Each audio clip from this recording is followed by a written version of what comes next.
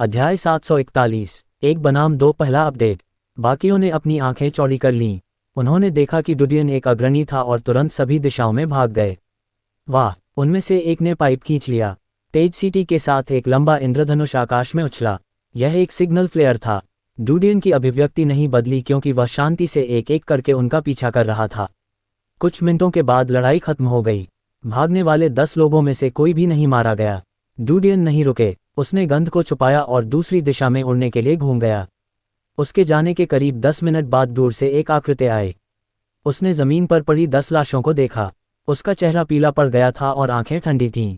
उसने चारों ओर देखा, ये सुनिश्चित करने के बाद कि हत्यारा आसपास छिपा नहीं है। वह इमारत से नीचे कूद गया और एक लाश के सामने जा गिरा। उन्होंने घाव को छूकर जांचा। उसी समय डुडियन ने मानचित्र के मार्ग का अनुसरण किया और मॉन्स्टर इंस्टीट्यूट की दिशा में भाग गया। उसने रास्ते में कुछ मरे हुए लोगों को भटकते हुए देखा, लेकिन उन्हें नज़रअंदाज कर दिया। आधे घंटे बाद वह मॉन्स्टर इंस्टीट्यूट के बाहर दिखाई दिया। शहर का मॉन्स्टर इंस्टीट्यूट भी एक सुदूर स्थान पर बनाया गया था। इसके चारों ओर 2 पहाड़ियां थीं। जंगल में जहरीले सांप और कीड़े थे। वह जंगल से होकर चला गया और पहाड़ी की चोटी पर खड़ा हो गया। उसने जमीन पर मॉन्स्टर रिसर्च इंस्टीट्यूट द्वारा बनाई गई इमारत को देखा और अंदर 10 से अधिक गश्ती आकृतियां देखीं। वे सभी उच्च स्तरीय अवरोधक थे, उस राक्षस अनुसंधान संस्थान से 2 अधिक, जिसे उसने पहले लूटा था। उसकी आंखें हल्की सी चमकी और उसने अपनी आंखें भूमिगत आधार पर केंद्रित कर दीं। अंदर कई हल्के रंग की साधारण ऊष्मा स्रोत आकृतियां घूम रही थीं। वे अपने अपने कामों में व्यस्त थे और कुछ भी असामान्य नहीं था। वह पहाड़ पर छिप गया और चुपचाप देखता रहा। आधे घंटे बाद अनुसंधान संस्थान का भूमिगत आधार हमेशा की तरह था। कोई असामान्य हलचल नहीं थी। उसे अब कोई झिझक नहीं हुई। उसने अपना जादुई शरीर सक्रिय किया और जमीन पर रेंगने लगा। वह एक राक्षस की तरह ढलान से नीचे की ओर दौड़ा। उसकी पीठ पर नुकीले अंक थे। ऐसा लग रहा था मानो उसके शरीर पर 1 दर्जन से ज्यादा ब्लेड हों। उसने भागते भागते सड़े हुए पत्तों के रूप में छुपे सांप को टुकड़े टुकड़े कर दिया। वह कुछ ही सेकंड में अनुसंधान संस्थान के सामने पहुंच गया। अनुसंधान संस्थान के 10 लोगों ने तुरंत असामान्य हलचल को देखा। वे घबराकर चिल्लाए। डुडियन पहले ही इमारत में कूद गया था और खिड़की के पास मौजूद एक गार्ड को मार डाला था। दुश्मन का हमला, आना, सिग्नल जारी करो। तरह तरह की कॉलें आईं। डुडियन अपने पिंजरे से बाहर निकले एक जानवर की तरह था जैसे ही उसने आसपास के लिमिटों पर हमला किया। कुछ सीमाओं ने अपने जादुई शरीरों को सक्रिय कर दिया। कुछ लोगों ने विरोध करने के लिए अपने हथियार लहराए। कुछ ने हमला करने की पहल की, लेकिन जैसे ही वे डुडियन से मिले उन्हें टुकड़ों में काट दिया गया। डुडियन का शरीर बहुत तेज था। यह ऐसा था मानो अनगिनत ब्लेड मंथन कर रहे हों। ताकत असाधारण थी। साधारण धातु के हथियार पल भर में कट गए। वे लकड़ी की तरह नाजुक थे। उनमें से एक, जिसने दुर्लभ जादू मार्क ड्रैगन स्टील जादुई शरीर को सक्रिय किया था, उसे भी डुडियन ने एक पल में मार डाला। ड्रैगन स्टील जादू के निशान सबसे मजबूत प्रकार के दुर्लभ जादू के निशान थे। वे अपनी भयानक रक्षात्मक शक्ति के लिए जाने जाते थे। वे पूरे शरीर को स्टील की तरह कठोर बना सकते थे, विशेषकर पीठ को। ये सामान्य धातु से भी अधिक कठोर था, यहाँ तक कि राक्षसों के अंगों से बने उन्नत हथियार भी इसे काटने में सक्षम नहीं हो सकते थे। लेकिन डुडियन के अंगों के सामने का नाजुक कागज एक पल में फट गया। पलक झपकते ही डुडियन के चारों ओर 7-8 बिखरी हुई लाशें थीं। उनमें से कुछ की छाती में भयानक छेद हो गया था और कुछ के सिर का आधा हिस्सा काट दिया गया था। कुछ के शरीर के टुकड़े टुकड़े कर दिए गए थे। बाकी भूमिगत अड्डे में भाग गए थे। डुडियन जल्दी से अंदर जाने ही वाला था कि उसकी पुतलियां सिकुड़ गईं। उसने देखा कि 2 अत्यंत गर्म आकृतियां अचानक भूमिगत आधार में प्रकट हुईं। वे 2 अग्रणी थे। घात! उसकी आंखें जानलेवा इरादे से चमक उठीं। दोनों अग्रदूतों ने ताप स्रोत को भूमिगत आधार में छिपा दिया। उन्होंने एक्स-रे दृष्टि का उपयोग नहीं किया और उन्हें पकड़ने के लिए केवल ताप स्रोत का उपयोग किया। हालांकि इस समय दोनों अग्रदूतों द्वारा उजागर किए गए ताप स्रोत की तीव्रता केवल एक साधारण अग्रदूत के स्तर पर थी। इसकी तुलना हीरो और लुओनोंग से नहीं की जा सकती। वह पीछे नहीं हटे। वह तेज गति से भूमिगत बेस में घुस गया और उन 2 अवरोधकों के पास से गुजरा जो अभी अभी सीढ़ियों की ओर भागे थे। दोनों के शरीर तुरंत अकड़ गए। तुरंत उनके शरीर के सभी हिस्सों से खून निकल पड़ा और उन्हें दूर धकेल दिया गया। वे टुकड़े टुकड़े हो गए और जमीन पर गिर पड़े। उनके अंग और रक्त भूमि पर लुढ़क गए। इस समय 2 अग्रणी ताप स्रोत भूमिगत आधार से बाहर निकले। वे एक युवक और एक युवती थे। महिला की उम्र 20 वर्ष से कम थी जबकि पुरुष की उम्र 20 वर्ष से कम थी। डुडियन को पता था कि राक्षस अनुसंधान संस्थान में कई दवाएं थीं जो युवाओं को संरक्षित कर सकती थीं। हालांकि यह एक 50 या 60 साल के व्यक्ति की शक्ल को एक किशोर की शक्ल में वापस नहीं ला सका, लेकिन 30 या 40 की उम्र के किसी व्यक्ति की शक्ल को 20 की उम्र के शुरुआती युवा में बदलना मुश्किल नहीं था। यदि इस क्षेत्र में लगातार पीछा किया जाए तो वह अपनी खाल बदल सकता है, लेकिन कीमत बहुत ज्यादा थी। तुम कौन हो? युवक ने सीढ़ियों पर मांस और खून के 2 ढेर देखे। उसकी आंखों में गुस्सा था। उसने डूडियन को उदासीनता से देखा। उसने देखा था कि डूडियन सिर्फ एक साधारण पायनियर था। उसे राहत मिली। डूडियन ने कोई समय बर्बाद नहीं किया और सीधे उन दोनों की ओर दौड़ पड़े। मार डालो। 16 या 17 साल की लड़की जादुई शरीर की अवस्था में प्रवेश करते ही चिल्लाए। उसके शरीर का निचला हिस्सा एक लंबी सांप की पूंछ में बदल गया। उसकी पीठ पर 2 टूटे हुए पंख थे जो फटी हुई तलवार की तरह लग रहे थे। ठंडी रोशनी थी। युवा पीछे नहीं हटे। उसका जादुई शरीर एक विशाल वानर जैसा था। ये 3 मीटर लंबा था। उनके शरीर पर गहरे सुनहरे बाल दिखाई दे रहे थे। उसकी छाती की मांसपेशियां ग्रेनाइट की तरह भरी हुई थीं। उसका मुंह जानवरों के दांतों से भरा हुआ था। जब दोनों शरीर में दाखिल हुए तो डूडियन तेजी से आगे बढ़ा था। उसकी हरकतें अजीब थीं। वह लोमड़ी जैसा दिखता था लेकिन बंदर जैसा भी। उसकी पीठ और छाती पर नुकीले अंग हवा में हिल रहे थे। घर्षण की आवाज से लोगों के दांत दुखने लगे। जब युवक विशाल वानर के करीब था तो सभी नुकीले अंग बाहर निकल आए। उसी समय उसका शरीर जमीन से उछलकर उसकी छाती पर जा गिरा। युवक ने अपनी बड़ी मुट्ठी उठाते हुए दहाड़ लगाए। फाड़ना, फाड़ना। डूडियन का शव युवक की बाहों में गिर गया। उसके हाथ उसकी छाती में चले गए। इसके विपरीत युवक की आंखें खुली हुई थीं। उसका चेहरा अविश्वास और भय से भरा हुआ था। अगले ही पल डूडियन पीछे हट गया और महिला के हमले से बच गया। युवक का शव नीचे गिर गया। उसकी छाती में 2 खूनी छेद थे जो डूडियन की बाहों से छेदे गए थे। उसकी दोनों मुट्ठियां काट दी गईं। वह मौके पर ही मारा गया।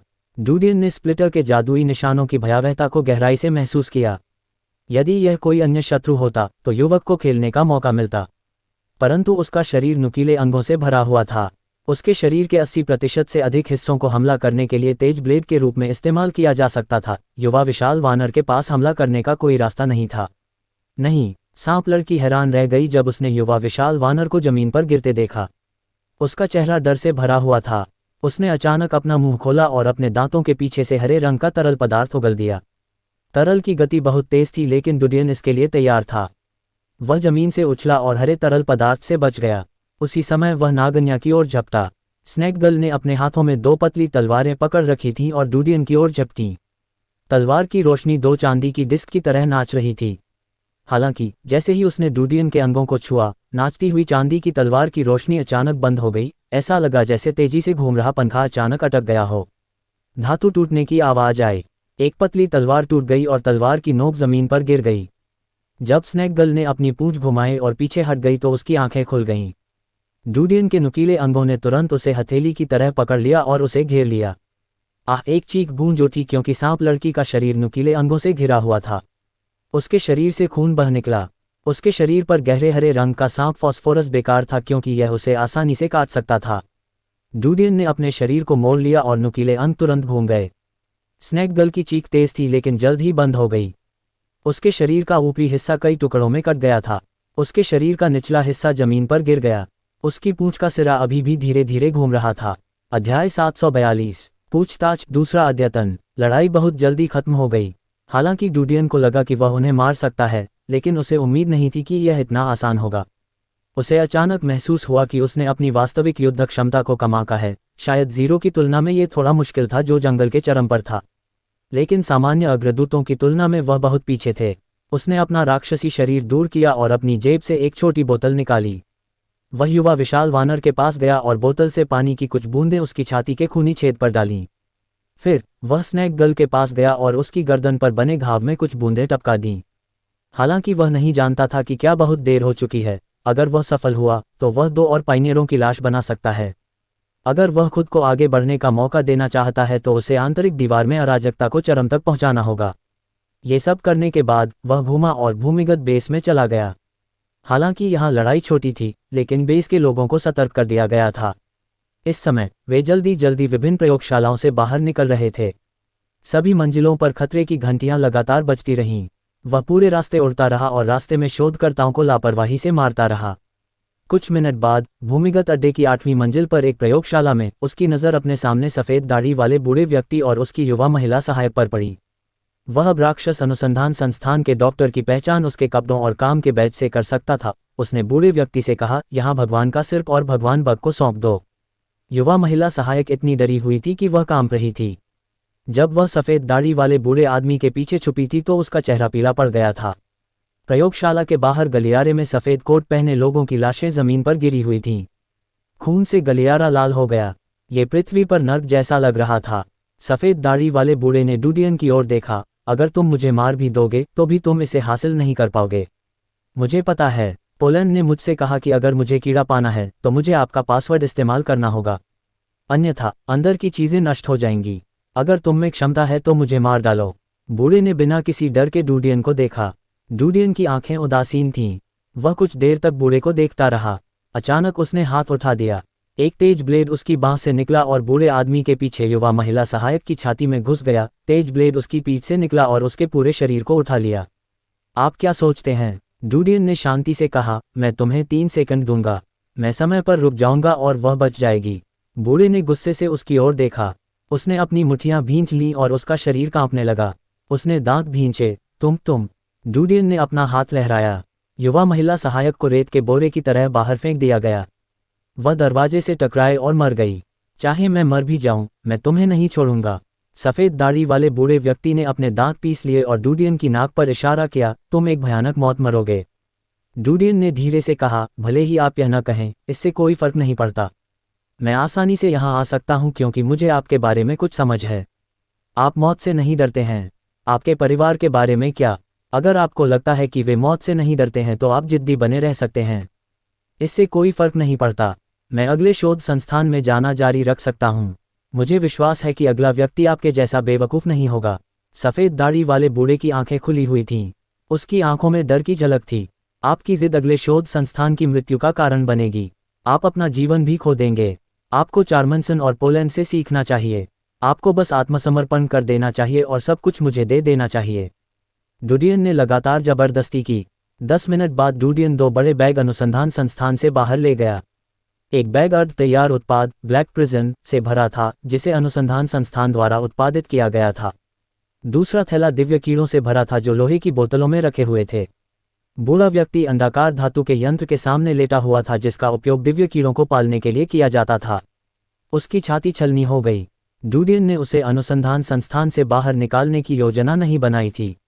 उसकी सहायता के लिए चार्मनसन और पोलैंड थे। इसके अलावा उन्हें स्थिति की जांच करने के लिए आज रात अर्ल सिटी जाना पड़ा। उन्होंने अपनी आंखें और नेत्र खो दिए थे। भीतरी दीवार अस्त व्यस्त थी, उसके लिए जानकारी पहुंचाना बेहद मुश्किल था। उन्हें स्थिति की जांच करने के लिए व्यक्तिगत रूप से आना पड़ा। रात अंधेरी थी। समय समय पर शहर की सड़कों से मुर्दों की चीखें आती रहती थीं। धातु के टकराने की कोई आवाज़ नहीं आई। डूडियन ने शहर छोड़ दिया। वह सीधे पश्चिम की ओर चला गया और विशाल दीवार पर पहुंच गया। उसने दोनों थैले विशाल दीवार के नीचे दबा दिए। वह पिछले शहर में नहीं लौटा, वह सीधे पूर्व की ओर चला गया। 2 घंटे के बाद वह एक भव्य नगर के सामने पहुंचा। नगर का किला जगमगा उठा। वहां सैनिक तैनात थे। हवा में खून की गंध हल्की थी। इसे सूंघना लगभग कठिन था। अन्य शहरों की तुलना में यह स्थान शांत था, जैसे कि इस पर कभी मरे लोगों ने हमला नहीं किया हो। हालांकि डूडियन ने शहर के बाहर सड़क पर मरे हुए लोगों की लाशें देखीं। उनके सिरों पर कीलों से तीर ठोके गए थे। डूडियन ने एक पल के लिए ऊपर देखा। वह किले के किनारे चला गया और चुपचाप दीवार पर चढ़ गया। किसी पायनियर के लिए शहर में घुसना बहुत आसान था। डूडियन शहर के अंदर के हालात देखकर हैरान रह गए। ये बहुत जीवंत था। सड़कें रोशनी से भरी थीं और पैदल यात्री घूम रहे थे। युद्ध की कोई गंध नहीं थी। यह उस शहर की तरह था जिसे उसने तब देखा था जब अराजकता नहीं फैली थी। उसने एक नागरिक को मार गिराया जो छाया में अकेला था। उसने अपने कपड़े उतार कर पहन लिए। वह भीड़ में घुल मिल गया और इधर उधर देखते हुए चला गया। शहर की दीवार के साथ कुछ सड़कों पर चलने के बाद डूडियन ने बदलाव देखे। नगर की दीवार के चारों ओर अनेक ऊंची दीवारें बनी हुई थीं। ऐसा लग रहा था कि इनका इस्तेमाल आइसोलेशन के लिए किया गया हो। मैं भूख से मर रहा हूँ। पास के पब में आते ही डूडियन की आंखें हल्की सी चमक उठीं। जानकारी मांगने के लिए सबसे अच्छी जगह स्वाभाविक रूप से शराबखाना थी। 1 कप। डूडियन बार काउंटर पर बैठ गया और चिल्लाया, नौजवान, तुम्हें किस तरह की शराब चाहिए? एक खूबसूरत महिला मनमोहक ढंग से मुस्कुराई। डूडियन ने कहा, सबसे महंगी शराब।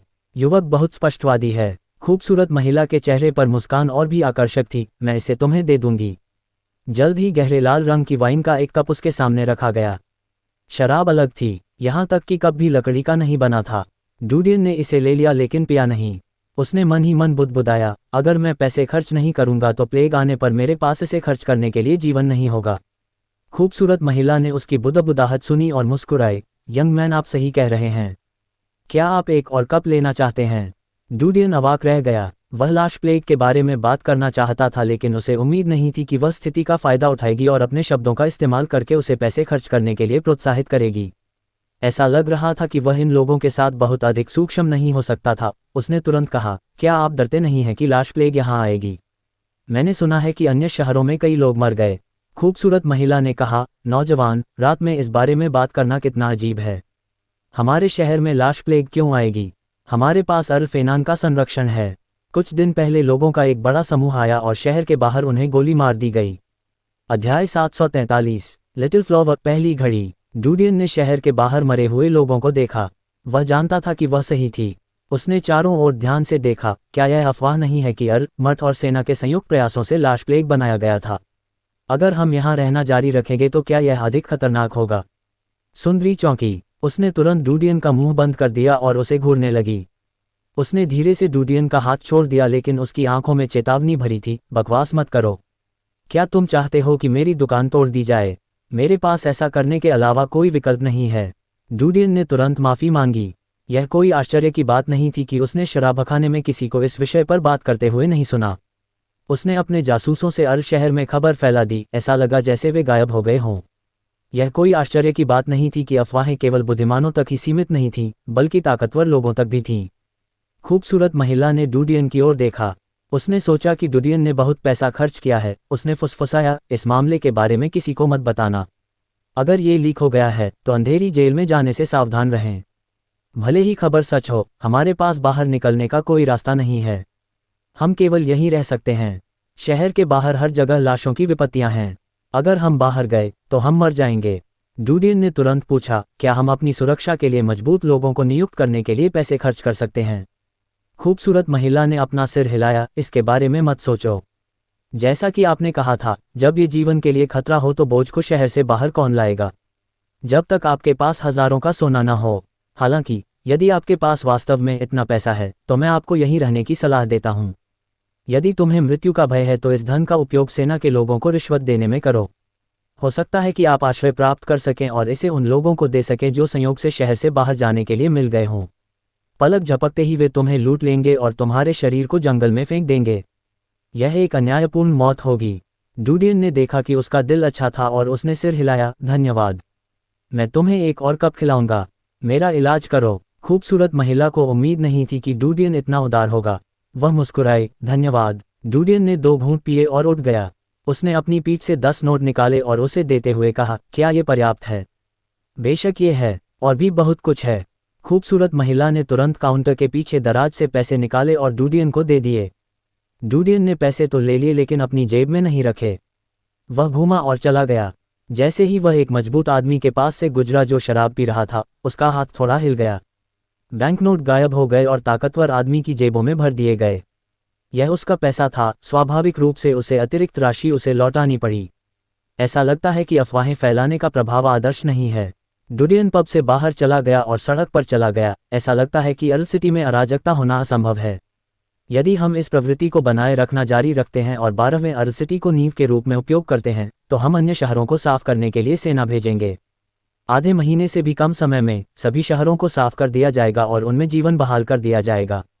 ऐसी स्थिति कुछ ऐसी थी जिसे देखकर भीतरी दीवार के नागरिक और रईस खुश थे, लेकिन यह वह नहीं था जो वह देखना चाहते थे। उसे अपने लिए समय बचाने की ज़रूरत थी, इसलिए उसे भीतरी दीवार क्षेत्र को अस्त व्यस्त रखना पड़ा। ऐसा लगता है कि मैं केवल अन्य विधियां ही तैयार कर सकता हूं। उसकी आंखें हल्की सी चमक उठीं। वह शहर की बाहरी दीवार के चारों ओर घूमा और हर जगह शहर की रक्षा सेनाओं का निरीक्षण किया। उन्होंने पाया कि उनमें से अधिकांश शिकारियों द्वारा संरक्षित थे। हर कुछ 100 मीटर पर एक सीमा रक्षक तैनात होता था। शहर के चारों मुख्य द्वारों पर एक पायनियर तैनात होगा। अकेले ऐसे शहर रक्षा बल के साथ वह आसानी से इसमें सेंध लगा सकता था। हालांकि उनका मानना था कि शहर के केंद्र में काउंट के महल के पास कम से कम एक युद्ध देवता स्तर का पायनियर तैनात होगा। उनकी संख्या 2 से 3 भी हो सकती है। उसने करीब आने की योजना नहीं बनाई थी। शहर के चारों ओर चक्कर लगाने के बाद वह चुपचाप शहर की एक कमजोर दीवार पर चढ़ गया और चला गया। उसने तबाही मचाने की अपनी पिछली योजना का पालन नहीं किया। नगर की रक्षा करने वाले ये लोग केवल शिकारी थे। चाहे वह कितनों को मारे, कोई फायदा नहीं होगा। इसके अलावा काउंट के शहर में सुरक्षा स्थिति को समझने के बाद वह जानता था कि भले ही उसने 1 या 2 और अग्रणी लाशें बनाई हों, यह आंतरिक दीवार क्षेत्र की पुनर्प्राप्ति समय में देरी नहीं कर पाएगा। उसने रात का फायदा उठाया और जल्दी से निकल गया। 2 घंटे बाद वह उस विशाल दीवार के पास आया जहां भगवान की मज्जा छिपी हुई थी। उसने काली जेल में बंद बैग की जांच की। उसे ये देखकर राहत मिली कि काली जेल अभी भी कांच की टंकी के अंदर थी, इसलिए वह विशाल दीवार पर उड़ गया। जब वह पहाड़ की चोटी पर लौटा तो सुबह के 2 बज रहे थे। काफी रात हो चुकी थी। पहाड़ की चोटी शांत थी और चांदनी ठंडी थी। डूडियन आसमान से उतरकर मंदिर के सामने उतरे। उसने धीरे से दरवाजे को धक्का दिया और अंदर चला गया। मोमबत्ती की रोशनी तेज थी और दीवार का लैंप चुपचाप जल रहा था। आयशा बिस्तर पर अकेली बैठी थी। वह भी उसी स्थिति में थी जब डूडियन के चले जाने पर थी। जब डूडियन ने उसकी खाली अभिव्यक्ति देखी तो उसे दोषी महसूस हुआ।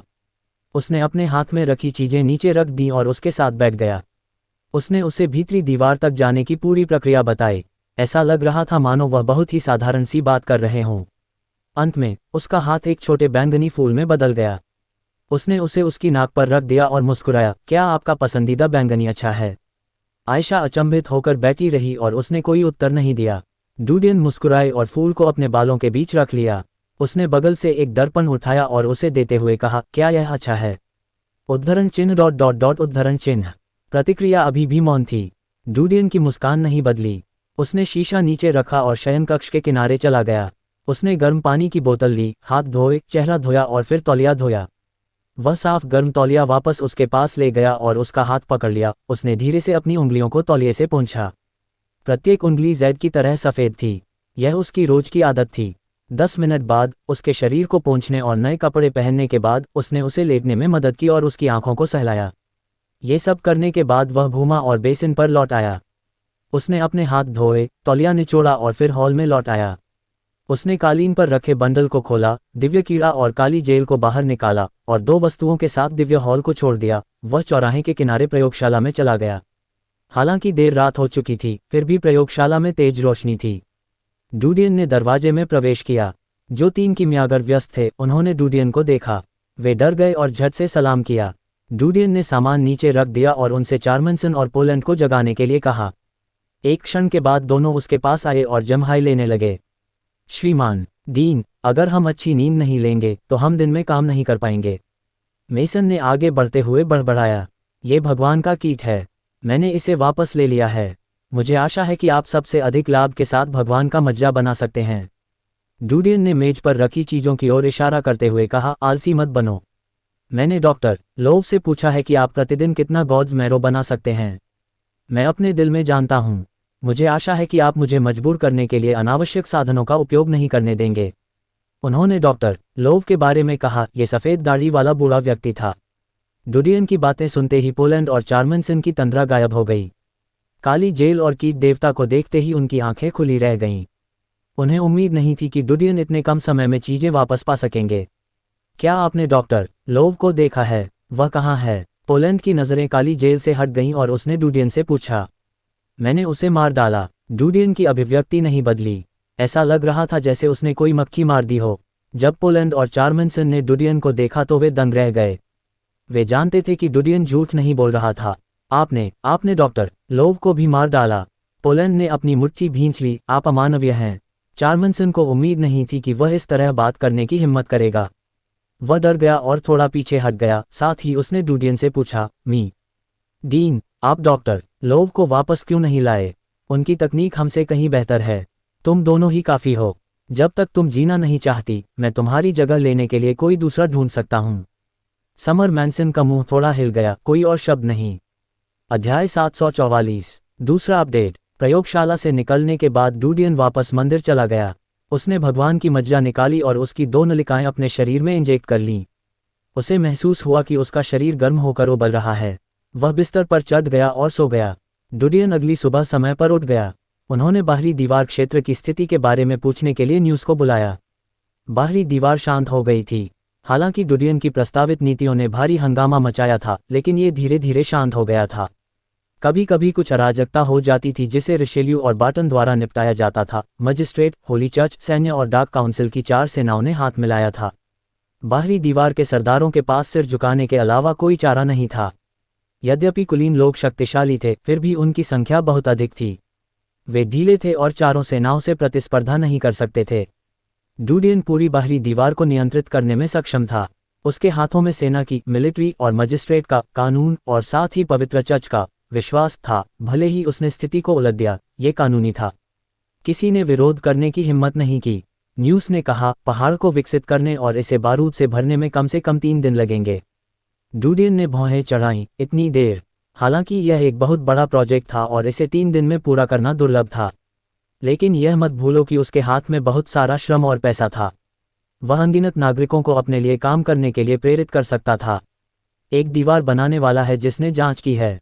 पहाड़ में चट्टान की संरचना बहुत खास है, इसे तोड़ना मुश्किल होगा। न्यूज़ ने अपना सिर नीचे कर लिया। डूडियन ने भौहें चढ़ा दीं। 3 दिन उनके लिए थोड़े धीमे थे। हालांकि आंतरिक दीवार क्षेत्र आधे महीने में ठीक हो जाएगा, लेकिन इसका मतलब यह नहीं है कि आंतरिक दीवार क्षेत्र बाहरी दीवार क्षेत्र पर हमला करने के लिए सेना नहीं भेजेगा। आखिरकार हैथवे ने आंतरिक दीवार क्षेत्र पर हमला करने के लिए कई अग्रदूतों का नेतृत्व किया था। अगर इसमें सभी ताकतें शामिल होती तो निश्चित रूप से एक बड़ा हंगामा होता।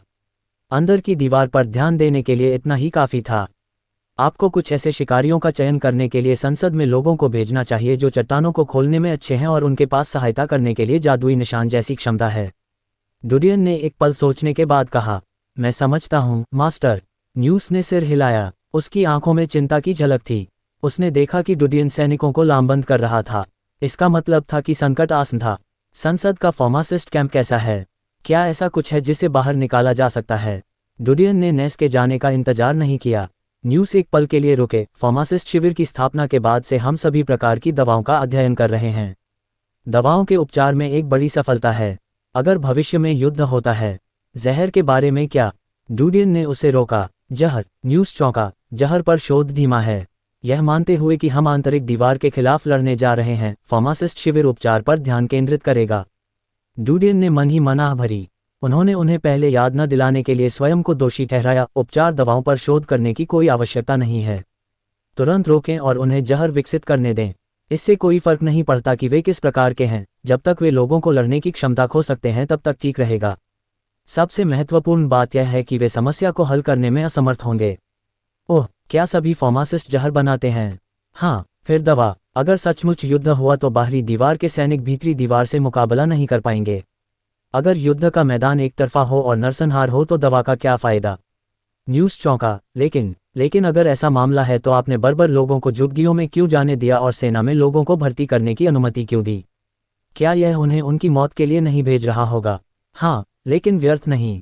डूडियन ने देखा कि न्यूज़ ने उसके इरादे को नहीं समझा है। वह केवल इतना ही कह सका, भीतरी दीवार पर हमें फिर से कब्जा करने के लिए केवल 2 विकल्प हैं। पहला है मुझे मारने और निर्दोष हताहतों की संख्या को कम करने के लिए अग्रदूतों को भेजना। दूसरा है चौतरफा हमला शुरू करना। इस मामले में यदि बाहरी दीवार के सभी लोग सैनिक हैं तो उन्हें 2 बार सोचना होगा। वे ठीक होना चाहते हैं लेकिन बाहरी दीवार को नष्ट नहीं करना चाहते। न्यूज़ को अचानक समझ आ गया। उन्होंने यह नहीं सोचा था कि डूडियन इन लोगों के जीवन को ताकत के बजाय सौदेबाजी की चीज़ के रूप में उपयोग करेगा। ये सच था कि चाहे कितने भी सैनिक हों, वे भीतरी दीवार की लड़ाई की ताकत से तुलना नहीं कर पाएंगे। उनके पास उन्हें ताकत मानने की पूंजी नहीं थी। लेकिन न्यूज़ ने डूडियन की ओर देखा। हालांकि सेना में भर्ती के लाभ अधिक हैं, लेकिन सेना में शामिल होने वाले बहुत से लोग नहीं हैं। यदि युद्ध वास्तव में शुरू होता है तो ये नागरिक हमारी मदद करने के लिए तैयार नहीं होंगे। वे हमारी मदद करेंगे। डूडियन की आंखें शांत थीं। उनके पास हमारे लिए लड़ने के लिए पर्याप्त कारण हैं। यही कारण है कि भीतर की दीवार पिछले 300 वर्षों से उन्हें याद दिला रही है। क्या कारण? यदि आप दुश्मन को मारने के लिए निकलते हैं तो आप महान बन सकते हैं। ... पलक झपकते ही 4 दिन बीत गए। सब कुछ व्यवस्थित तरीके से किया गया। पहाड़ पूरी तरह खुल गया था और विस्फोटकों से भर गया था। बड़ी संख्या में शिकारियों के सहयोग से पूरी परियोजना में केवल 2 दिन लगे। उसी समय अनगिनत खनिक बाहरी दीवार क्षेत्र में साल्टपीटर खदानों को खोद रहे थे और खोल रहे थे। संपूर्ण बाहरी दीवार क्षेत्र युद्ध की तैयारी के चरण में था। डूडियन पिछले 4 दिनों से युद्ध का अभ्यास करने के लिए मंदिर में रह रहे थे। वह वर्तमान स्थिति और तैनाती के साधनों के बारे में सोच रहे थे। वह भीतरी दीवार क्षेत्र का निरीक्षण कर रहा था और लोगों को उसमें घुसपैठ कराने की व्यवस्था कर रहा था। हालांकि युद्ध किसी भी समय छिड़ सकता था, लेकिन दीर्घकालिक योजनाएं बनाने के लिए उसे अपने लोगों को भीतरी दीवार में भेजना पड़ा। दुर्भाग्य से समय बहुत कम है। अगर मेरे पास 3 साल हों तो मुझे भीतरी दीवार को वश में करने के लिए एक भी सैनिक खर्च करने की जरूरत नहीं पड़ेगी। डुडियन ने मन ही मन आह भरी। कुछ लोगों को लगा कि समय बहुत धीमा है और वे इसे पूरा खर्च नहीं कर सकते। कुछ लोगों के पास पर्याप्त समय नहीं था। आहों की दीवार पर गश्त करने वाले सैनिकों की संख्या सैकड़ों मील दूर थी। मानव शहर की रूपरेखा स्पष्ट रूप से दिखाई दे रही थी, लेकिन युद्ध अभी भी जारी था। हर जगह धुआं था और शहर खंडहर हो गया था। शहर की कई ऊंची और मजबूत दीवारें नष्ट हो गई थीं। विनाश के निशान चौंकाने वाले थे। हवा सड़ती लाशों की तेज गंध से भर गई थी। बादल अलौकिक थे और हवा धीमी थी। ये सभी परिवर्तन हजारों मील ऊंचे आकाश को प्रभावित नहीं कर सके। सूरज की रोशनी चुपचाप बादलों के माध्यम से घुस गई और विशाल विशाल दीवार के बाहर चमक गई। शिकारी क्षेत्र में जहां राक्षसों का निवास था, एक एक करके विशाल राक्षस रेंगते थे और अपने शिकार को पकड़ लेते थे। इस क्षेत्र के अंत में मानव आकृतियों का एक समूह धीरे धीरे प्रकट हुआ। ये मानव आकृतियां एक पंक्ति में खड़ी होकर चल रही थीं। वे सभी बड़े बड़े वस्त्र पहने हुए थे और अपनी पीठ पर सभी प्रकार के अजीब हथियार रखे हुए थे। कुछ हथियार विशाल दराती थे जो 4 से 5 मीटर लंबे थे, और कुछ विशाल लाठियां थीं जो कीलों से भरी हुई थीं। वे बहुत धीरे धीरे चले, लेकिन उनके आंकड़े जल्दी ही स्पष्ट हो गए। एक जंगली सुअर जैसा राक्षस जो लाशों को कुतर रहा था, उसने मानव आकृतियों को महसूस किया और चिल्लाते हुए तुरंत उनकी ओर दौड़ पड़ा। इससे पहले कि वह करीब पहुंचता, वह अचानक पीछे की ओर उड़ गया और उसका कई टन का शरीर हवा में खून के समुद्र में फट गया। अध्याय 745 आक्रमण। किसी ने कोई कदम नहीं उठाया, लेकिन लोगों के समूह ने फिर भी आगे चलने की गति बरकरार रखी। जब वे एक पंक्ति में खड़े थे तो वे शांत थे। कुल 10 लोग थे। उनमें से प्रत्येक का स्वभाव अनोखा था, जो ब्लैक होल के समान आकर्षक था। जब वे राक्षस की लाश के पास से गुजरे जिसके अंग पूरी जमीन पर बिखरे हुए थे, उनमें से एक नीचे झुका और एक दिल को पकड़ने के लिए आगे बढ़ा, जो अभी भी धड़क रहा था और अराजक अंगों से अच्छी तरह से संरक्षित था। उसने अपना सिर नीचे किया और उसे खा लिया। इससे चटकने की आवाज आई। इसी समय बाकी 9 लोग विशाल दीवार की छाया में आकर रुक गए। उन्होंने राजसी और खड़ी विशाल दीवार की ओर देखा। अंततः हम यहाँ हैं। उनमें से एक ने अपने सिर पर टोपी उठाई, जिससे एक सुंदर चेहरा सामने आया। हालांकि उसके चेहरे के बाईं ओर एक सेंटीपीड का एक मुड़ा हुआ टैटू था, जिससे उसकी फीकी मुस्कान थोड़ी क्रूर लग रही थी। चीख चीख चीख। वास्तव में विशाल दीवार की रखवाली करने वाला कोई नहीं है। इस विशाल दीवार के अंदर के लोग निश्चित रूप से एक आरामदायक जीवन जीते हैं। एक अन्य व्यक्ति ने चूहे जैसी तेज आवाज निकाली और बोलते समय उसके कंधे हिलते रहे। एक अन्य पतली महिला ने कहा, चलो पहले ऊपर जाकर देख लें। इतना कहने के बाद उसका शरीर अचानक विशाल दीवार पर चढ़ गया और फिर वह तेज गति से खड़ी और सीधी विशाल दीवार पर चढ़ गई, जैसे कि जमीन पर गुरुत्वाकर्षण ने उस पर अपना प्रभाव खो दिया हो। पलक झपकते ही वह विशाल दीवार के शीर्ष पर पहुंच गई और किनारे पर खड़ी हो गई। उसके पैरों के नीचे की जमीन चट्टान की तरह 1000 मीटर नीचे थी। ऊंचाई से डरने वाले लोगों को इसे देखने से ही चक्कर आ जाते थे, लेकिन वह बहुत शांत थी। उसने ऊंचे आसमान से आने वाली तेज हवा को अपना लबादा लहराने दिया। वह वास्तव में अधीर है। एक अन्य व्यक्ति ने अपना सिर हिलाया और उछल पड़ा। ये छलांग 100 मीटर से भी ज्यादा ऊंची थी। उसने विशाल दीवार पर अपनी हथेली थपथपाई, मानो वह फिर से ऊपर कूदने के लिए बल का प्रयोग कर सकता हो। इसे 10 से अधिक बार दोहराने के बाद वह तेजी से विशाल दीवार पर चढ़ गया। अन्य लोगों ने भी अपनी योग्यता का प्रदर्शन किया। कुछ पंखों में बदल गए और सीधे विशाल दीवार पर उड़ गए। कुछ के हाथ सकर की तरह विशाल दीवार से चिपक गए और छिपकली की तरह ऊपर चढ़ गए। पलक झपकते ही सभी 10 लोग ऊंची विशाल दीवार के शीर्ष पर खड़े हो गए। ऊपर देखते हुए उन्होंने तुरंत आश्चर्यचकित भाव प्रकट किए। ये सब जंगल है। इस दिव्य दीवार का भीतरी भाग बाहर से भी अधिक उजाड़ क्यों है? मानवीय गतिविधि का कोई संकेत नहीं है। अगर हम यहाँ पूरे रास्ते नहीं चले होते तो मैंने सोचा होता कि हम अभी अभी दीवार पर चढ़े हैं। हम अभी अभी दिव्य दीवार से बाहर आए हैं। ZZZ ऐसी बंजर जगह।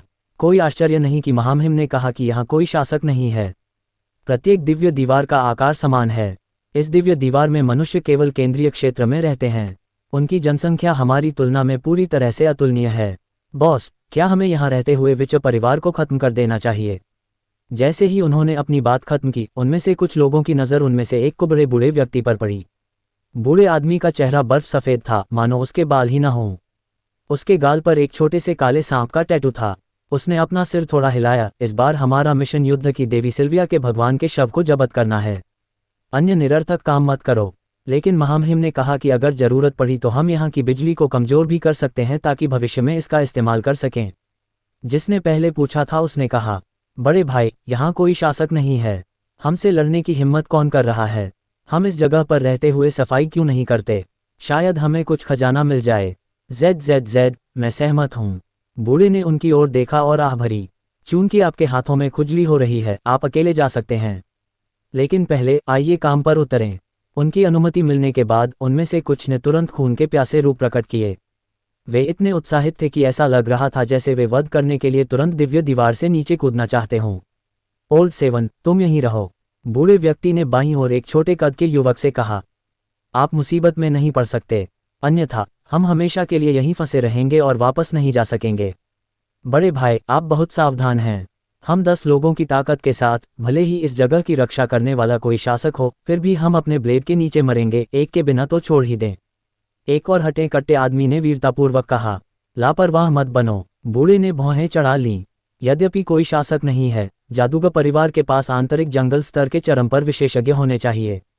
वे आपके तुलनीय हैं। उसकी बातें सुनकर उस हटे कट्टे आदमी ने अपने होंठ चाट लिए और कुछ नहीं बोला। हालांकि उसकी आंखों में एक जुझारू रूप दिखाई दे रहा था। सातवें भाई, यहीं हमारा इंतजार करो। अगर तुम्हारे सामने कोई भी परिस्थिति आए तो चुनौती स्वीकार मत करना। बूढ़े ने छोटे कद के युवक से कहा। छोटा साथ जानता है, बड़े भाई अपनी सुरक्षा पर ध्यान दो, मैं यहीं तुम्हारा इंतजार करूंगा। छोटे कद के युवक ने सिर हिलाया और कहा। ये सुनते ही एक सुंदर शरीर वाली महिला ने उसका चेहरा रगड़ा और उसे अपने आलिंगन में खींच लिया। उसने अपने सीने का पूरा इस्तेमाल उसके सिर को सहलाने के लिए किया और केवल तभी जाने दिया जब उसकी सांस लगभग थम गई। उसने मुस्कुराते हुए कहा, छोटे साथ, आज्ञाकारी बनो, ये तुम्हारे लिए एक इनाम है। तीसरी बहन, अब आपके नहाने का समय हो गया है, बदबू आ रही है, छोटे कद के युवक ने खांसते हुए कहा। सुंदर महिला ने झुंझलाहट में अपनी आंखें घुमाईं। मैंने तुम्हें यहाँ रास्ते में कितनी बार बताया है, मैंने तुम्हें रुकने के लिए कहा था ताकि मैं नीचे जा सकूं और स्नान कर सकूं। तुम बिग ब्रदर की बात सुनने पर जोर देते हो। मुझे लगता है कि तुम इस जीवन काल में कोई प्रेमिका नहीं ढूंढ पाओगे। छोटा लड़का कड़वाहट से मुस्कुराया और बुदबुदाया। चलो चलें, बूढ़े ने ठंडे स्वर में कहा और विशाल दीवार से नीचे कूद गया। सुंदर महिला ने छोटे लड़के की ओर हाथ हिलाया, घूम गई और विशाल दीवार से नीचे गिर गई। उसे हजारों मीटर की ऊंचाई की परवाह नहीं थी। बाकी लोगों ने उसका पीछा किया। कुछ लोगों ने छोटे कद के लड़के को अलविदा कहा और विशाल दीवार से नीचे उतर आए। उन्होंने बूढ़े का पीछा किया और तेज गति से आगे बढ़ गए। ... भीतरी दीवार, ड्रैगन कबीला। पिताजी, मॉन्स्टर रिसर्च इंस्टीट्यूट ने क्या कहा? हैथवे पहले ही ठीक हो चुका था। वह चल सकती थी और व्यायाम कर सकती थी। उसने अपने पिता की ओर देखा जो थके हुए थे। उसकी अभिव्यक्ति चिंताजनक थी, लेकिन वह उसके उत्तर को लेकर चिंतित थी। उन्होंने कहा कि इतनी बड़ी काली जेल नहीं होगी। या तो हम गलत थे या कोई और कारण था। वे जांच के लिए लोगों को भेजेंगे। कुलपति ने उससे कहा, इस बारे में चिंता मत करो, ठीक से आराम करो। तुम्हारी ड्रैगन माँ को पता था कि तुम घायल हो गए थे, इसलिए उसने विशेष रूप से तुम्हें ड्रैगन रक्त की 2 बोतलें दी। उन्हें उम्मीद है कि आप इस अवसर का उपयोग अपने रक्त की शक्ति को उत्तेजित करने के लिए कर सकते हैं। हैथवे ने उनकी बात पर ध्यान नहीं दिया। उसकी आंखें एक पल के लिए चमक उठीं। पिताजी, मेरे पास एक विचार है। क्या हम दीवार के बाहर काली जेल पर गुप्त रूप से कब्जा कर सकते हैं और इसे अपने उपयोग के लिए इस्तेमाल कर सकते हैं? चूंकि मॉन्स्टर रिसर्च इंस्टीट्यूट ने कहा कि उनके पास यह नहीं है, इसलिए अगर हम इसे यहाँ लाएंगे तो वे कुछ भी कहने की हिम्मत नहीं करेंगे। कुलपति ने बिना सोचे अपना सिर हिलाया। बिल्कुल नहीं। यदि आपने असली काली जेल देखी है तो इसका मतलब है कि राक्षस अनुसंधान संस्थान कुछ छिपा रहा है। यदि काली जेल को राक्षस अनुसंधान संस्थान के बारे में भी नहीं पता है तो इसकी उत्पत्ति और भी अजीब है। यदि हम इसे वापस लाते हैं तो राक्षस अनुसंधान संस्थान निश्चित रूप से इसे वापस ले जाएगा। उस समय क्या यह उन पर निर्भर नहीं होगा कि वे क्या कहें? पिताजी, हमें इसे दीवार पर वापस लाने की आवश्यकता नहीं है। हम इसे निर्जन क्षेत्र में किले में भेज सकते हैं। जब से मेरी बहन चली गई है, किले की रक्षा के लिए लोगों की कमी है। वहां काली जेल के साथ हम सैकड़ों स्तरों वाले राक्षसों से भी निपट सकते हैं। मॉन्स्टर रिसर्च इंस्टीट्यूट को पता नहीं चलेगा कि हमारे किले में क्या चल रहा है। अगर वे जानते भी हैं तो हमारे पास अपने कारण हैं। कुलपति का हृदय द्रवित हो गया। उसने उसकी ओर देखा और तुरंत समझ गया कि उसकी बेटी क्या सोच रही है। लेकिन उसने जो कहा वह सही था। यदि इसे उजाड़ क्षेत्र के किले में भेजा जाता तो मॉन्स्टर रिसर्च इंस्टीट्यूट इसके बारे में कुछ नहीं कर पाता। मैं इसके बारे में सोचूंगा। कोई बात नहीं, चलो पहले काली जेल ढूंढ लेते हैं। मैंने कई बार लोगों को उस मील के पत्थर की तलाश करने के लिए भेजा जिसके बारे में आपने मुझे कई बार बताया था, लेकिन वे अभी भी इसे नहीं ढूंढ सके। उसकी बातें सुनकर हैथवे को तुरंत पता चल गया कि वह लंबे समय से प्रलोभित था।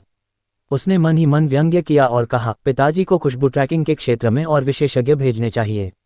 मैं खुद जाकर इसे ढूंढूंगी। कुलपति ने अपनी आंखें सिकोड़ लीं और कुछ देर तक उसकी ओर देखते रहे, हल्के से सिर हिलाते हुए कहा, ठीक है। ये देखकर हैथवे तुरंत उठ खड़ा हुआ और बोला, अब खोने का समय नहीं है। मैं अब जाता हूँ। आपकी चोट ठीक नहीं हुई है। ये ठीक है, ये पहले ही ठीक हो चुका है। ये कहने के बाद हैथवे पहले ही घूम गया और हॉल से बाहर चला गया। कुलपति ने उसकी विदा होती आकृति को देखा और आह भरी। कुलपति, महामहिम ने आपको जो निर्देशांक दिए हैं वे गलत होने चाहिए, है ना? गृहस्वामी की वेशभूषा में एक मध्यम आयु वर्ग के व्यक्ति ने धीमी आवाज में कहा। मुझे पता है। अध्याय 746, घुसपैठ पहला अद्यतन। इस बार लोगों का चयन कैसे किया जाता है? डुडियन विशाल पारा क्रॉसबो का खाका उकेर रहा था और उसने नय से इस मामले के बारे में पूछा। युवा मास्टर, आपके निर्देशों के अनुसार चुने गए लोग शीर्ष 50 हत्यारे हैं। सेना और संसद ने कुल 20 विशेषज्ञों को भेजा है जो छिपने में अच्छे हैं। वे एक नया खुफिया नेटवर्क बनाने के लिए किसी भी समय आंतरिक दीवार में घुसपैठ कर सकते हैं। नेऊ सीढ़ियों के नीचे खड़ा था, उसने पवित्र तरीके से बात की। डुडियन ने थोड़ा सिर हिलाया। उसने कलम नीचे रख दी। क्या वे तैयार हैं? वे किसी भी समय तैयार हैं।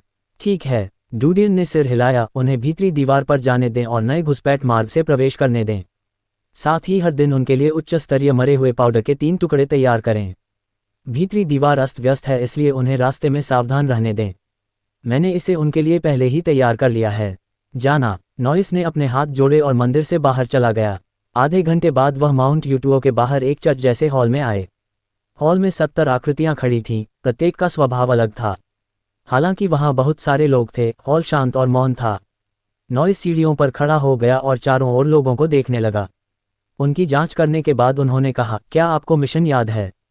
हाँ, सभी ने एक स्वर में उत्तर दिया। नॉइस बहुत संतुष्ट था। उसने अपने हैंडबैग से ब्लूप्रिंट के 3 सेट निकाले और सामने खड़े 3 लोगों को दे दिए। उन्होंने कहा, यह भीतरी दीवार क्षेत्र का मार्ग है और जिस मार्ग से आपने घुसपैठ की है। अध्यक्ष ने हमें तुरंत प्रस्थान करने का आदेश दिया है। तीनों लोगों ने ब्लूप्रिंट लिया और सिर हिलाया। 3 लोगों को आगे करके सभी लोग आगे और पीछे के दरवाजों से व्यवस्थित ढंग से चले गए। 70 लोगों का हॉल पलक झपकते ही साफ हो गया। नॉइस ने जाते समय उनकी पीठ की ओर देखा और धीरे से आह भरी। वह मन ही मन बुदबुदाया, मुझे आशा है कि तुम सभी जीवित वापस आ सकते हो। ... 70 लोगों के हॉल से बाहर निकलने के बाद वे सड़कों पर विशाल और शक्तिशाली तरीके से चले गए। उनकी हरकतें तेज थीं। उन्होंने अपने शरीर पर होली सी के पदक पहने हुए थे। जब राहगीरों ने उन्हें दूर से देखा तो वे एक तरफ छिप गए और रास्ता रोकने की हिम्मत नहीं की। वे शहर से बाहर भागे और विशाल दीवार के नीचे आ गए। यहाँ 10 से अधिक लोग पहरा देते हुए विशाल दीवार से नीचे लटक रहे 2 लोहे के तालों पर नजर रख रहे थे।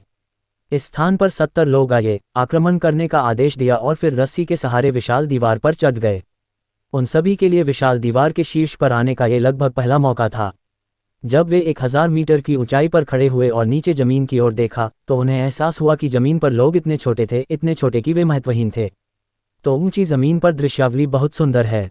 देखो, वहां एक राक्षस शिकार कर रहा है। मैं इसे देखता हूं। हालांकि 70 लोग अनुशासित थे, वे इस समय थोड़े उत्साहित थे। समय बर्बाद मत करो, अपने संबंधित मिशनों को याद रखें। यहां रुकें और प्रतीक्षा करें। आप में से बाकी लोग हमारे पीछे आएं। जिन 3 लोगों को पहले नॉइस से ब्लूप्रिंट प्राप्त हुआ था, वे धीरे से चिल्लाए। वे विशाल दीवार के बाहर लगाई गई रस्सियों के सहारे नीचे उतरे और सीधे विशाल दीवार के बाहर शिकार क्षेत्र पर चढ़ गए। 1000 मीटर की ऊंचाई से नीचे चढ़ना निस्संदेह एक उच्च मनोवैज्ञानिक आवश्यकता थी। हालांकि बहुत से लोग भयभीत थे, फिर भी उन्हें आदेश का पालन करना पड़ा। सभी लोग विशाल दीवार के बाहर तक चढ़ने के बाद 3 लोगों के नेतृत्व में विशाल दीवार से चिपक गए और आगे बढ़ते रहे। 10 मील से अधिक चलने के बाद उन्होंने फिर से विशाल दीवार से नीचे लटकते हुए 2 लोहे के ताले देखे। यहाँ घास और मिट्टी में 2 लोग छुपे हुए थे। उनके साथ वारंट की पुष्टि करने के बाद उन्होंने उन्हें लोहे के ताले के साथ विशाल दीवार पर चढ़ते देखा। घुसपैठ का नया रास्ता बहुत आसान था। पहले वे विशाल दीवार से बाहर निकलते, फिर बाहर से आहों की दीवार के चारों ओर घूमते। जब वे भीतरी दीवार की विशाल दीवार पर पहुंचते तो वे फिर से अंदर चढ़ जाते। जब वे सफलतापूर्वक विशाल दीवार में घुस गए तो उनके सामने एक बंजर भूमि थी। उन्होंने अपने शरीर पर ज़ोंबी पाउडर लगाया और फिर छोटी छोटी टीमों में अलग हो गए। वे बंजर भूमि पर तेज गति से दौड़े, जैसे चींटियां रास्ता तलाश रही हों। जब उनकी दृष्टि रेखा ऊपर की गई तो तेज गति से दौड़ती हुई उनकी आकृतियां पूरी भूमि पर बमुश्किल दिखाई देने लगीं। उनके सामने बंजर भूमि के अंत में एक विशाल शहर जमीन पर खड़ा था। शहर के द्वार पर एक बैंगनी कांटेदार फूल का झंडा लगाया गया था। यह 12 कर्णों में से एक कांटेदार फूल के अर्ध द्वारा संरक्षित शहर था। शहर में हलचल थी और सड़कें लोगों से भरी हुई थीं। शहर की दीवारों के उत्तर, दक्षिण, पूर्व और पश्चिम के 4 प्रवेश द्वारों के पास किले और ऊंची दीवारें थीं जिन पर भारी सुरक्षा थी। दिन का उजाला था और नगर के चारों फाटक खुले थे। समय समय पर शहर के बाहर लाशें भटकती रहती थीं, लेकिन इससे पहले कि वे करीब पहुंच पाते, शहर के द्वार पर सैनिक उन्हें गोली मार देते थे। मैले कुचले कपड़ों में पैदल यात्रियों का एक समूह शहर के फाटकों पर कतारबद्ध होकर प्रवेश करने की प्रतीक्षा कर रहा था। रुकना। शहर में प्रवेश के लिए 10 चांदी के सिक्के। नगर रक्षक ने अपनी तलवार पकड़ ली और पैदल चलने वालों को आदेश दिया। सर, हमारे पास कोई पैसा नहीं है। पैसा नहीं? दफा हो जाओ। कृपया हमें अंदर आने दीजिए। मैं 5 दिनों से भूखा हूँ। कृपया दफा हो जाओ। मुझे अपने गंदे हाथों से मत छुओ, नहीं तो मैं तुम्हारे हाथ काट दूंगा। सिटी गार्ड ने मोटे तौर पर कुछ शरणार्थियों को लाइन से उठाया और एक तरफ फेंक दिया। उसने उन पर अपनी तलवार तान दी और उन्हें इतना डरा दिया कि वे कांपने लगे। उनके पीछे से कोई इसे बर्दाश्त नहीं कर सका और चिल्लाया, क्या अतीत में 10 तांबे के सिक्कों के लिए शहर में प्रवेश करना पर्याप्त नहीं था? अब आप 10 चांदी के सिक्के क्यों मांग रहे हैं? इतना अधिक प्रवेश शुल्क कैसे हो सकता है? आप गंदा पैसा इकट्ठा कर रहे हैं। मैं इसकी रिपोर्ट अदालत में करना चाहता हूँ। रिपोर्ट करें, आगे बढ़ें, लेकिन शहर में प्रवेश करने से पहले आपको भुगतान करना होगा। यदि आपके पास पैसे नहीं हैं तो चले जाइए। आप HMPH, आप क्या ये सच है कि आपके पास अतीत में 10 तांबे के सिक्के थे? क्या आप अब स्थिति नहीं देखते हैं? आपसे 10 चांदी के सिक्कों का शुल्क लेना आसान माना जाता है। आप 10 चांदी के सिक्के भी नहीं निकाल सकते। आप अभी भी जीवित क्यों हैं? सिटी गार्ड का रवैया अशिष्ट था। उन्होंने ठंडी आभा से असंतुष्ट लोगों की ओर देखा। अन्य जो कुछ कहना चाहते थे लेकिन झिझक रहे थे, तुरंत रुक गए। उन्हें अपना मुंह खोलने और अपने लिए परेशानी पैदा करने की हिम्मत नहीं हुई। उनमें से कुछ जिन्होंने पैसे चुका दिए थे, उन्हें तुरंत सैनिकों ने अंदर जाने दिया, लेकिन उन्हें केवल शहर के गेट में प्रवेश करने की अनुमति दी गई। नगर द्वार के पीछे एक और चौकी थी। शहर में प्रवेश करने वाले प्रत्येक पैदल यात्री को उनके शरीर की जांच करने के लिए तंबू में लाया जाएगा। सर, मेरे पास केवल 8 चांदी के सिक्के हैं। मेरे पास पैसा है। मेरे पास बहुत सारा पैसा है। बात सिर्फ इतनी है कि जब मैं भाग निकला तो मैं जल्दी में था और अपने साथ उतने पैसे नहीं लाया। सेना के शवों को शांत करने के बाद मैं आपको 10 सोने के सिक्के दूंगा।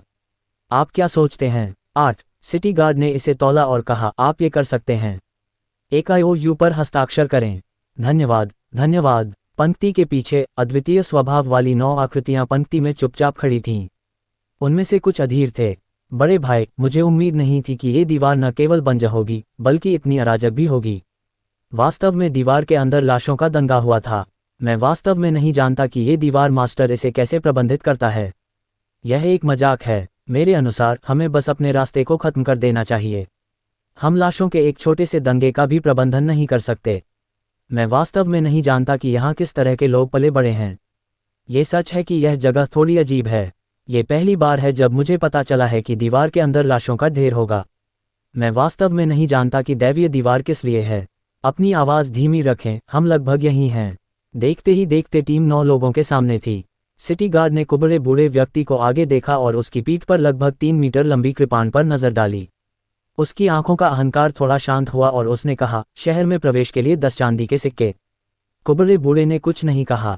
उसने अपनी जेब से एक सोने का नोट निकाला और उसे दे दिया। हम 9 लोगों के लिए प्रवेश शुल्क के पैसे अपने पास रख लें।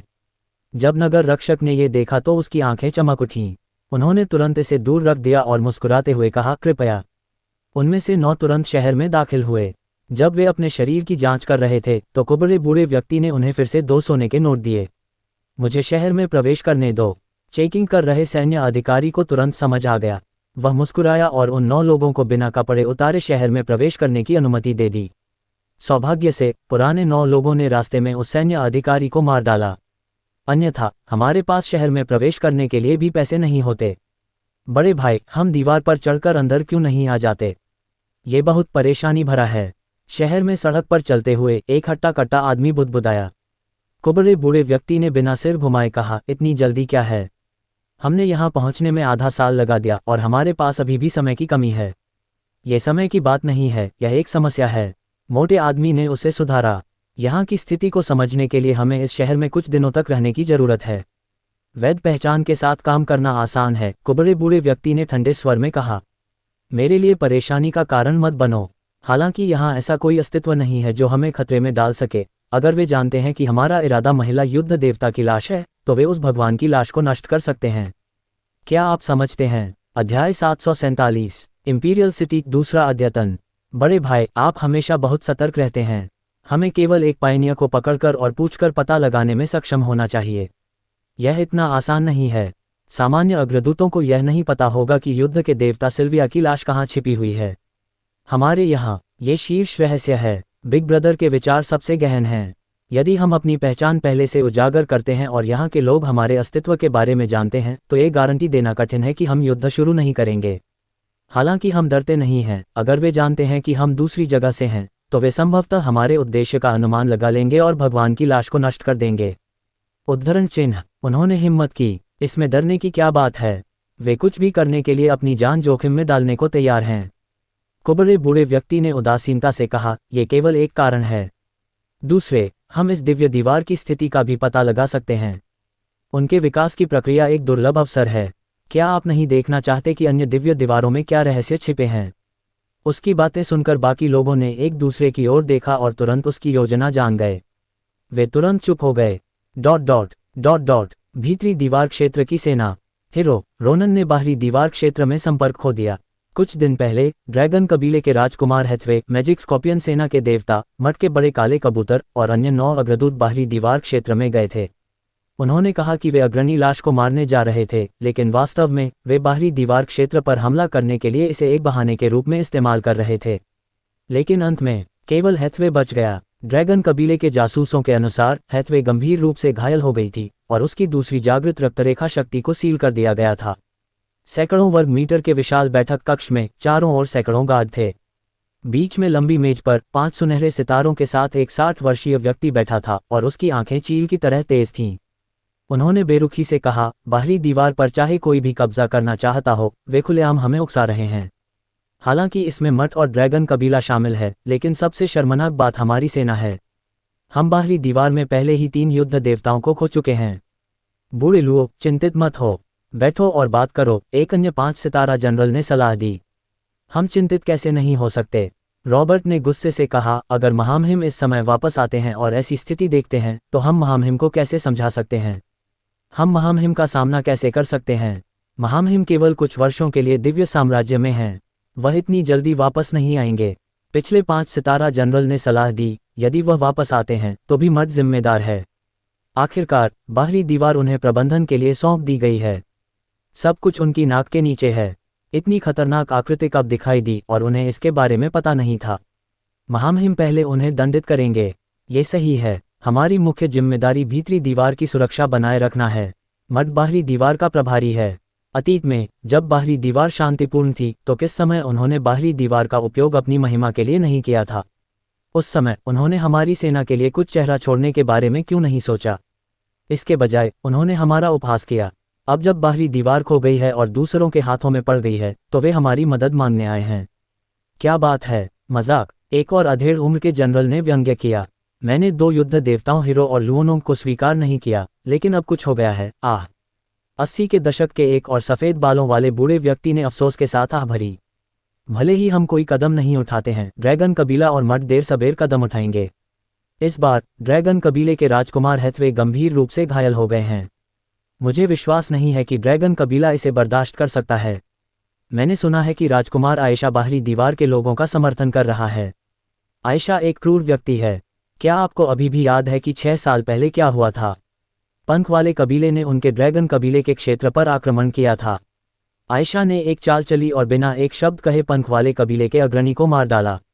उसने अकेले 5 लोगों के खिलाफ लड़ाई लड़ी। पंख वाले कबीले के प्रमुख पवित्र पुत्र का छोटा भाई मौके पर ही मारा गया। ये बहुत ही भयानक था। ये सुनकर लंबी मेज के दोनों ओर के सेनापति गंभीर हो गए। अगर ऐसा मामला है तो हम महामहिम उलिता से महामहिम के आदेश से इस समस्या को हल करने के लिए ड्रैगन रेस को भेजने के लिए कह सकते हैं। हम बाहरी दीवार में घातक ट्यूमर को फैलने नहीं दे सकते, रॉबर्ट ने तुरंत कहा। उसके बगल में बैठे जनरल ने उसकी ओर देखा। बूढ़े लुओ, महामहिम उलिता हमारी बात नहीं सुनेंगे। यह मामला बहुत जटिल है। अभी भीतरी दीवार में अराजकता अभी तक कम नहीं हुई है। अगर हम बाहरी दीवार में विद्रोह को दबाना चाहते हैं तो हमें कम से कम 3 मार्शलों से हमारी मदद करने के लिए कहना होगा। हालांकि बाहरी दीवार पहले से ही आयशा की मांद है, वहां कई जाल बिछाए गए होंगे। भले ही 3 मार्शल व्यक्तिगत रूप से बाहर आएं, लेकिन वे सक्षम नहीं हो सकते हैं बेदाग बचने के लिए।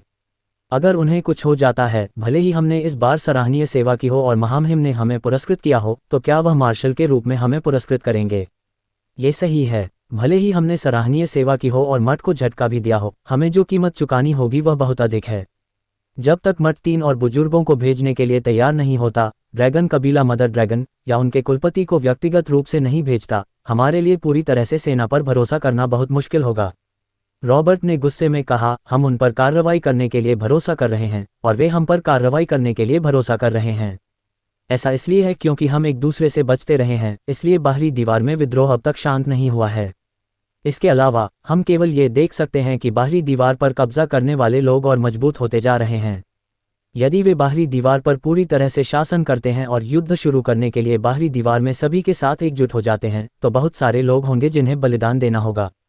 अगर हम खुद को बलिदान कर दें तो भी हम कुछ नहीं कर सकते। हम युद्ध में खुद को बलिदान कैसे नहीं दे सकते? एक अन्य जनरल ने उदासीनता से कहा, हमने पहले ही हीरो और रोनन से पिछली बार हमारी मदद करने के लिए कहा था। हमने सोचा था कि हम उन्हें वापस पा लेंगे, लेकिन कौन जानता था कि हम कभी वापस नहीं लौट पाएंगे। हम पहले ही अपना सर्वश्रेष्ठ प्रयास कर चुके हैं। मत भूलो, हमारा मिशन केवल आंतरिक दीवार में कानून और व्यवस्था बनाए रखना है। सबसे महत्वपूर्ण बात यह है कि लाशों की अराजकता को जल्द से जल्द शांत किया जाए। ये सही है, ज़ोंबी दंगा इतने बड़े क्षेत्र में फैल गया है। मठ के वे लोग अभी भी हम पर हंस रहे हैं। उन अग्रणी लाशों को देखें जिन्हें हमने मार डाला है। 10 में से 9 हमारी सेना द्वारा मारे गए। ड्रैगन कबीले, विंग कबीले और रॉक कबीले ने भी योगदान दिया। जहां तक मठ की बात है, हालांकि उन्होंने बहुत सारे लोगों को भेजा, लेकिन उन्होंने एक अग्रणी ज़ोंबी को भी नहीं मारा। निस्संदेह उन्होंने एक भी व्यक्ति नहीं खोया। ऐसे रवैये के साथ वे अभी भी हमसे उम्मीद करते हैं कि हम बाहरी दीवार जिले में विद्रोह को सुझाने में उनकी मदद करेंगे। जब समय आएगा, अगर महामहिम वास्तव में उन्हें जवाबदेह ठहराना चाहते हैं, तो वह इसे केवल ड्रैगन कबीले और उनके प्रमुखों तक ही ढूंढ पाएंगे। ये देखकर कि हर कोई उससे बच रहा था, रॉबर्ट ने गुस्से में अपनी मुट्ठियां भींच लीं। अंत में वह गुस्से में चिल्लाया और चला गया। ... कुछ दिन बीत गए। भीतरी दीवार जिले के मध्य क्षेत्र में एक राजसी और शानदार शहर था। इसका एक बहुत सुंदर नाम भी था, लेकिन यहाँ रहने वाले सभी लोग इसे सीधे शाही शहर कहलाना पसंद करते थे। ये वह शहर था जहाँ दीवार स्वामी रहते थे और यह भीतरी दीवार का आर्थिक केंद्र भी था। ये सबसे अमीर, सबसे सुरक्षित और सबसे सुंदर शहर था। यहाँ पैदा हुए निवासी बहुत गौरवान्वित थे और जब वे दूसरे शहरों में जाते थे तो खुद को श्रेष्ठ महसूस करते थे। यहाँ तक कि एक सामान्य व्यक्ति जो यहाँ बहुत सामान्य था, जब वह दूसरे शहरों में जाता था तो उसका सिर एक कुलीन व्यक्ति जितना ऊंचा हो जाता था। शहर की दीवारों पर सूरज चमक रहा था। बहुत सारे सैनिक थे और उनके शरीर भाले की तरह सीधे थे। वे स्पष्ट रूप से अन्य शहरों के नगर रक्षकों की तुलना में उच्च स्तर पर थे। इस समय 9 आकृतियां अचानक शहर की एक दीवार से कूद गईं और विशाल दीवार पर आ गिरीं। अध्याय 748। पहली घड़ी में जबरदस्ती अपना रास्ता बनाना। यह उनका शाही शहर है। मुझे उम्मीद नहीं थी कि उनकी देवी की लाश यहाँ छिपी होगी। कितना मूर्ख है। जी, हम अंततः नरसंहार शुरू कर सकते हैं। उनमें से 9 शहर की दीवार पर खड़े हो गए और हलचल भरे दृश्य को देखने लगे। वे सभी बेहद उत्साहित थे। आप कौन हैं? आप कौन हैं? जब आसपास के शहर रक्षकों ने उन 9 लोगों को अचानक उछलते हुए देखा तो वे सदमे और गुस्से में चिल्लाए और तेजी से भागे।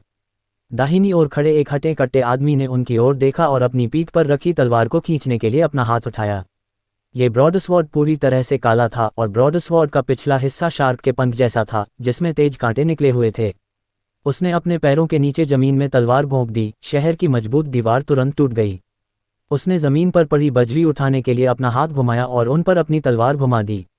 वाह वाह वाह! मलबा तीर की तरह निकला जिससे शहर के गार्ड तुरंत मारे गए जो वहां पहुंचे थे। उनके शरीर पर अंगूठे के आकार के खूनी छेद दिखाई देने लगे।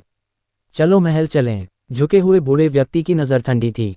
वह शहर की दीवार से नीचे कूद गया और सड़कों पर दौड़ गया। रास्ते में राहगीरों को चकमा देने का समय नहीं मिला और वे उसकी बाहों से इधर उधर धकेल दिए गए।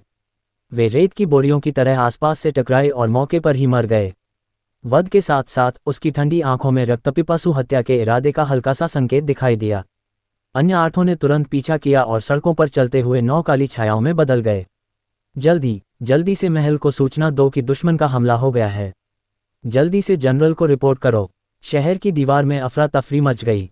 किसी ने तुरंत प्रतिक्रिया व्यक्त की और आपातकालीन काले कबूतर को पक्षी पिंजरे में छोड़ दिया। रिपोर्ट: 9 लोगों में से कंधे तक लंबे बालों वाला एक सुंदर युवक अपने ऊपर आकाश की ओर देख रहा था। उसने अपना सिर थोड़ा ऊपर उठाया और मुंह फुला लिया। अगले ही पल उसने पारदर्शी तरल पदार्थ का एक कौर बाहर उगल दिया।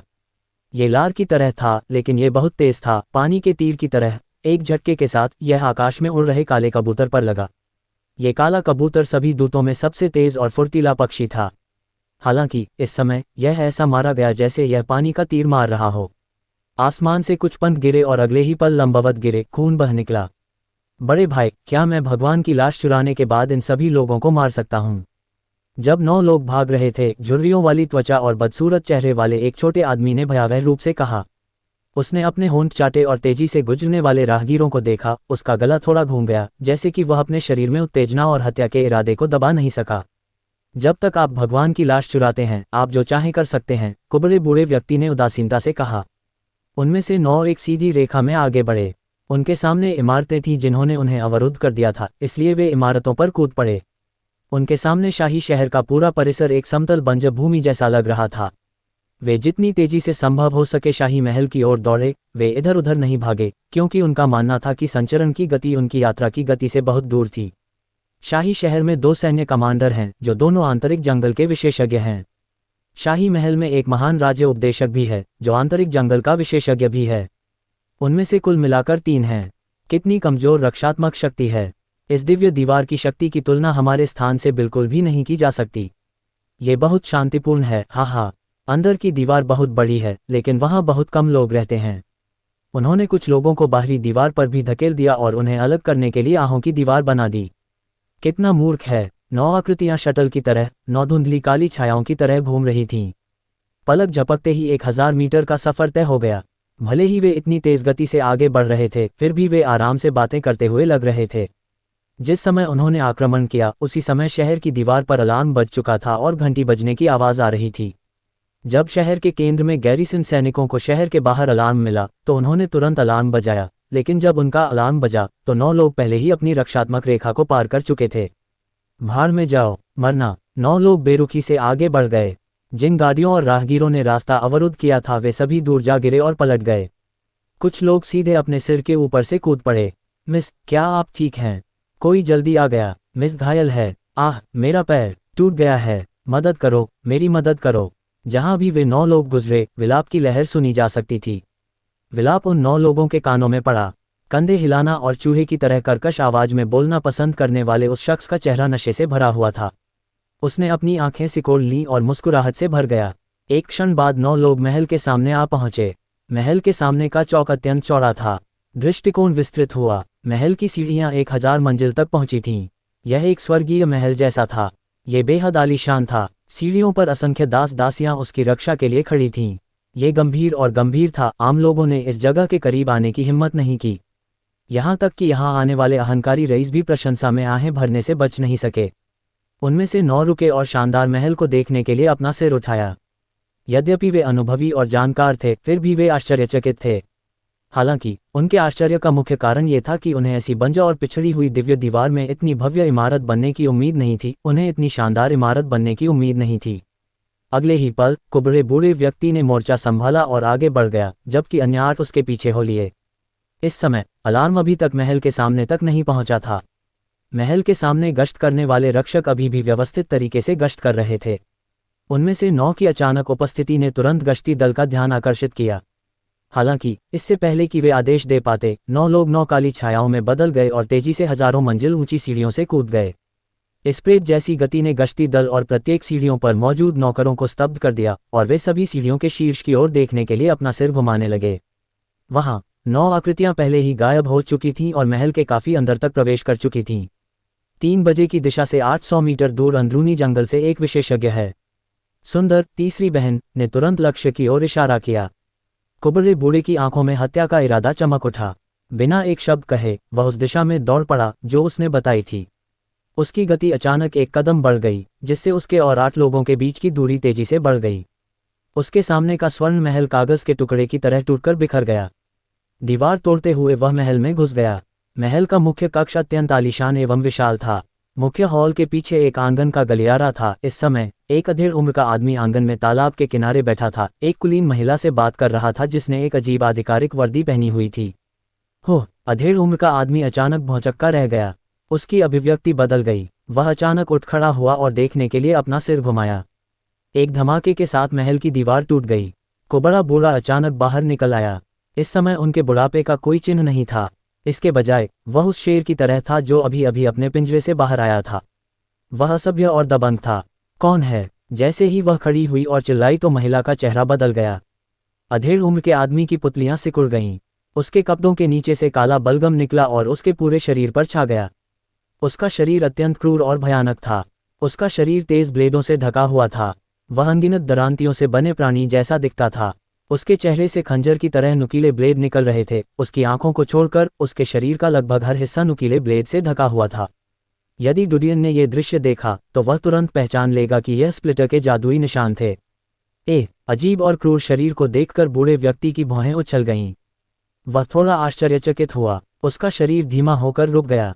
उसने दिलचस्पी से अधेड़ उम्र के आदमी की ओर देखा। दिलचस्प? क्या ये शीर्ष परजीवी आत्मा कीड़ा है? अध्याय 749। महल के नीचे दूसरी घड़ी। उसकी बातें सुनकर अधेड़ उम्र का आदमी चौंक गया।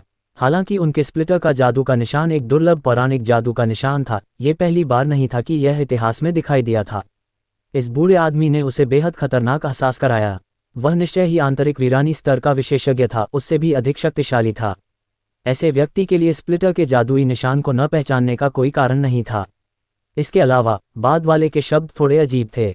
जैसे ही वह आशंकित महसूस कर रहा था, महल से कुछ सीटी की आवाजें उड़ीं। ये अन्य 8 लोग थे। अधेड़ उम्र के आदमी ने अपनी आंखें उठाईं और उसकी ओर देखा। तुरंत उसका चेहरा पीला पड़ गया और उसकी पीठ पर बाल खड़े हो गए। इन 8 लोगों ने उसे जो एहसास दिलाया वह ये था कि उनकी ताकत उससे कम नहीं थी। आप यहाँ से नहीं हैं। उसने एक गहरी सांस ली और महसूस किया कि उसके शरीर में मौत की लहरें छा रही हैं। हालांकि उसकी आभा पीछे हटने की हिम्मत नहीं कर रही थी। उसने दृढ़ता से कहा, तुम कहाँ से हो? तुम यहाँ क्या कर रहे हो? हमारा राजा एक रसातल में चलने वाला है। यदि तुम मरना नहीं चाहते तो तुरंत चले जाओ। बेशक मुझे पता है, आपका राजा एक रसातल में चलने वाला है। कुबड़े बूढ़े व्यक्ति ने मुस्कुराहट प्रकट की। प्रत्येक वॉल मास्टर रसातल में चलने वाला है। दुर्भाग्य से, तो क्या हुआ यदि वह रसातल का भगवान है? क्या वह तुम्हें बचा सकता है? अधेड़ उम्र के आदमी के दिल की आशा तुरंत गायब हो गई। उसका दिल डर से भर गया। वह जानता था कि ये लोग निश्चित रूप से दीवार के बाहर बिखरे हुए शरणार्थी नहीं थे, बल्कि किसी अन्य विशाल दीवार से आए थे। इसके अलावा वे ये भी जानते थे कि महामहिम यहाँ नहीं थे, जिसका मतलब था कि उनका आक्रमण पूर्व नियोजित था। अचानक उसके दिमाग में नीले बोल्ट की तरह कौंध गया। तुरंत दूसरी विशाल दीवार के 9 लोगों के उद्देश्य को याद कर लिया। तुम हमारी देवी सिल्विया की लाश छीनना चाहते हो? इसके बारे में सोचो भी मत। उसने गुस्से से घूरा। उसके हृदय का क्रोध तुरंत भय से अधिक हो गया। उसने दहाड़ते हुए कहा, भले ही मैं मर जाऊं, मैं तुम्हें अपनी राह पर चलने नहीं दूंगा। उसकी आवाज बेहद तेज थी और पूरे महल में फैल गई। मरना थोड़ा कठिन है। झुका हुआ बूढ़ा व्यक्ति शांति से मुस्कुराया। उसने अपना सिर झुकाया और अपने बगल में बैठे मोटे मोटे आदमी को देखा। दूसरा भाई, इस तरह का राक्षसी शरीर आपकी डिश होना चाहिए। मैं इससे निपटने की जिम्मेदारी आप पर छोड़ता हूँ। बड़े भाई, क्या आप मुझे दूसरा भाई नहीं कह सकते? ये बहुत अजीब लगता है। फैटी बुदबुदाया। हालांकि उन्होंने ऐसा कहा, उनका शरीर ग्रैंड इंपीरियल प्रीसेप्टर की ओर बढ़ गया। चलते चलते वह राक्षसी शरीर में प्रवेश कर गया। उसकी पीठ पर लटकी एक गोलाकार प्लेट पिघल गई। वह काले बलगम में बदल गई और उसके पूरे शरीर पर छा गई। पलक झपकते ही उसका राक्षसी शरीर प्रकट हो गया। यह एक विशाल मोटू था जो लगभग 4 मीटर लंबा था। उसका शरीर गोल था। अपने 4 अंगों की रूपरेखा के अलावा वह कुछ हद तक गोलाकार काली जेल के समान दिखता था। जब अधेड़ उम्र के व्यक्ति ने देखा कि 9 लोगों ने उसे गंभीरता से नहीं लिया और वास्तव में हमला करने के लिए हाथ नहीं मिलाया, तो उसे थोड़ी राहत मिली। हालांकि जब उसने फैटी के अजीब राक्षसी शरीर को देखा तो वह अपनी आंखें चौड़ी करने से खुद को नहीं रोक सका। उसने ऐसा राक्षसी शरीर पहले कभी नहीं देखा था। ये निश्चित रूप से उन 8 महान पौराणिक राक्षसी निशानों की उपस्थिति नहीं थी जिन्हें वह जानता था। बेशक उसने केवल 7 राक्षसी शरीरों को 8 महान पौराणिक राक्षसी निशानों द्वारा परिवर्तित होते देखा था। जहां तक नंबर 1 सपने देखने वाले की बात है, उसने इसे पहले कभी नहीं देखा था, लेकिन उसने अनुमान लगाया कि यह इतना बदसूरत और सरल रूप नहीं होगा। मोटू धीरे धीरे आगे बढ़ा। ऐसा नहीं लग रहा था कि वह किसी जल्दी में है। जब ग्रैंड ट्यूटर ने यह देखा तो वह धीरे से पीछे हट गया। ऐसा इसलिए नहीं था क्योंकि वह डर रहा था, बल्कि इसलिए क्योंकि वह धीरे धीरे अपने और अपने साथियों के बीच कुछ दूरी बनाना चाहता था ताकि जब वह हमला करे तो उसके साथी उस पर घात लगाकर हमला न करें। तुम क्यों भाग रहे हो?